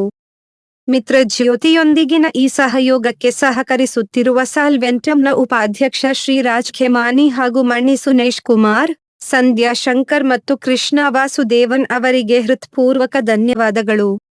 ಸಾಲವೆಂಟಮ್ನ ನಮ್ಮ ಭೇಟಿಯಲ್ಲಿ ಆತ್ಮೀಯ ಆತಿಥ್ಯ ನೀಡಿ ಸಹಕರಿಸಿದ ಕಾರ್ತಿಕ್ ಹಾಗೂ ಸುಯಾಶ್ ಅವರಿಗೂ ಕೂಡ ನಾವು ಧನ್ಯವಾದಗಳನ್ನು ಅರ್ಪಿಸುತ್ತೇವೆ. ಭವಿಷ್ಯದಲ್ಲಿ ಸಾಲವೆಂಟಮ್ ಒಡನೆ ಬಲವಾದ ಸಹಯೋಗವನ್ನು ಹೊಂದಲು ಮಿತ್ರ ಜ್ಯೋತಿಯು ಅತ್ಯಂತ ಉತ್ಸಾಹಭರಿತವಾಗಿದೆ. ಎಲ್ಲರನ್ನೂ ಒಳಗೊಂಡ ಸಮಾಜವನ್ನು ನಿರ್ಮಿಸಲು ದೊರೆತ ಇಂತಹ ಅವಕಾಶಗಳನ್ನು ಸದುಪಯೋಗ ಪಡಿಸಿಕೊಳ್ಳೋಣ. ನಮ್ಮ ವಿದ್ಯಾರ್ಥಿ ಶ್ರೀನಿವಾಸ ಅವರ ಉಜ್ವಲ ಭವಿಷ್ಯಕ್ಕಾಗಿ ಅಭಿನಂದನೆಗಳು. ಜೂನ್ 20, 2026 ರಂದು ನಡೆದ ರೋಟರಿ ಬ್ಯಾಂಗಲೂರ್ ಎಬಿಲಿಟೀಸ್ನ ಪ್ರತಿಷ್ಠಾಪನಾ ಸಮಾರಂಭಕ್ಕೆ ಡಾಕ್ಟರ್ ಮಧು ಸಿಂಘಾಲ್ ಅವರನ್ನು ಮುಖ್ಯ ಅತಿಥಿಗಳನ್ನಾಗಿ ಆಹ್ವಾನಿಸಲಾಗಿತ್ತು. ಈ ಸಮಾರಂಭದಲ್ಲಿ ಮುಂಬರುವ ವರ್ಷದ ಪದಾಧಿಕಾರಿಗಳನ್ನು ಆಯ್ಕೆ ಮಾಡಲಾಯಿತು. ಈ ರೋಟರಿ ಕ್ಲಬ್ ವಿಶೇಷ ಚೇತನರಿಂದ ಸ್ಥಾಪಿತವಾಗಿದೆ. ರೋಟರಿ ಬ್ಯಾಂಗಲೂರ್ ಎಬಿಲಿಟೀಸ್ನ ಅಧ್ಯಕ್ಷರಾಗಿ ಆಯ್ಕೆಯಾದ ಶ್ರೀ ಜಸ್ಟಿನ್ ಫಿಲಿಪ್ಸ್ ಅವರಿಗೆ ಮಿತ್ರ ಜ್ಯೋತಿ ಕುಟುಂಬದ ಪರವಾಗಿ ಹೃತ್ಪೂರ್ವಕ ಅಭಿನಂದನೆಗಳನ್ನು ಸಲ್ಲಿಸುತ್ತೇವೆ. ಜೂನ್ 26, 2026 ರಂದು ಬಾಷ್ ಕಂಪನಿಯ ಸ್ವಯಂ ಸೇವಕರ ತಂಡವು ಕಾರ್ಪೊರೇಟ್ ಸಾಮಾಜಿಕ ಜವಾಬ್ದಾರಿಯ ಭಾಗವಾಗಿ ಮಿತ್ರ ಜ್ಯೋತಿ ಸಂಸ್ಥೆಗೆ ಭೇಟಿ ನೀಡಿದ್ದರು. ತಂಡದ ಸದಸ್ಯರು ಮಿತ್ರ ಜ್ಯೋತಿಯಲ್ಲಿ ನಡೆಯುತ್ತಿರುವ ಕಾರ್ಯಕ್ರಮಗಳನ್ನೆಲ್ಲ ವೀಕ್ಷಿಸಿ, ಸಂಸ್ಥೆಯ ಬ್ರೈಲ್ ಮುದ್ರಣಾಲಯದಲ್ಲಿ ಬ್ರೈಲ್ ಪುಸ್ತಕಗಳ ತಯಾರಿಕೆಯಲ್ಲಿ ಇಡೀ ದಿನ ತಮ್ಮ ಸಹಾಯ ಹಸ್ತವನ್ನು ನೀಡಿದರು. ಇವರೆಲ್ಲರ ಈ ನಿಸ್ವಾರ್ಥ ಸೇವೆಗಾಗಿ ಮಿತ್ರ ಜ್ಯೋತಿ ಕುಟುಂಬವು ಇವರಿಗೆ ಹೃತ್ಪೂರ್ವಕ ಕೃತಜ್ಞತೆಗಳನ್ನು ಅರ್ಪಿಸುತ್ತದೆ. ಜೂನ್ 27, 2026 ರಂದು ಮಿತ್ರ ಜ್ಯೋತಿ ಸಂಸ್ಥೆಯ ಸಿಬ್ಬಂದಿಗಳು ಹಾಗೂ ವಿದ್ಯಾರ್ಥಿಗಳೆಲ್ಲರೂ ಕೂಡಿ ಹೆಲೆನ್ ಕೆಲ್ಲರ್ ದಿನವನ್ನು ಆಚರಿಸಿದರು. ಹೆಲೆನ್ ಕೆಲ್ಲರ್ ಅವರ ಜೀವನವೇ ಒಂದು ಆದರ್ಶ. ಅವರು ಜೀವನದ ಸವಾಲುಗಳನ್ನು ಅವಕಾಶಗಳನ್ನಾಗಿ ಬದಲಾಯಿಸಿಕೊಂಡು ಬಾಳಿದ ರೀತಿಯೇ ಅನನ್ಯ ಹಾಗೂ ಇದು ಎಲ್ಲರಿಗೂ ಮಾದರಿಯಾಗಿದೆ. ಜೀವನದಲ್ಲಿ ಮಹತ್ತರವಾದುದನ್ನು ಸಾಧಿಸಲು ಅಂಗವಿಕಲತೆಯು ಎಂದಿಗೂ ಅಡ್ಡಿಯಲ್ಲ ಎಂದು ತೋರಿಸಿಕೊಟ್ಟ ಇವರಿಗೆ ಗೌರವವನ್ನು ತೋರಿಸುತ್ತಾ, ಅವರನ್ನು ಸ್ಮರಿಸುತ್ತಾ, ಪ್ರತಿಯೊಬ್ಬರಿಗೂ ಕಲಿಯಲು, ಬೆಳೆಯಲು ಹಾಗೂ ಬಾಳಲು ಸಮಾನ ಅವಕಾಶವಿರುವ ಸಮಾಜವನ್ನು ನಾವೆಲ್ಲರೂ ಕೂಡಿ ಕಟ್ಟೋಣ. ಈ ಕಲಿಕಾ ಸಾಮಗ್ರಿಯನ್ನು ಭಾರತ ಸರ್ಕಾರದ ದಿವ್ಯಾಂಗರ ಸಬಲೀಕರಣ ಇಲಾಖೆಯ DEPWD ದಿವ್ಯಾಂಗ ವ್ಯಕ್ತಿಗಳ ಹಕ್ಕುಗಳ ಕಾಯ್ದೆಯ ಅನುಷ್ಠಾನ ಯೋಜನೆಯ SIPDA ಸುಲಭ್ಯತೆಯ ಕಲಿಕಾ ಸಾಮಗ್ರಿಗಳ ಅಭಿವೃದ್ಧಿಗಾಗಿ ಆರ್ಥಿಕ ಬೆಂಬಲ ನೀಡುವ ಯೋಜನೆ ಅಡಿಯಲ್ಲಿ ಉಚಿತವಾಗಿ ವಿತರಿಸಲಾಗುತ್ತಿದೆ. ಇದರ ನೋಡಲ್ ಏಜೆನ್ಸಿ ಡೆಹ್ರಾಡೂನಿನ national institute for the empowerment of the persons with visual disabilities NIEPVD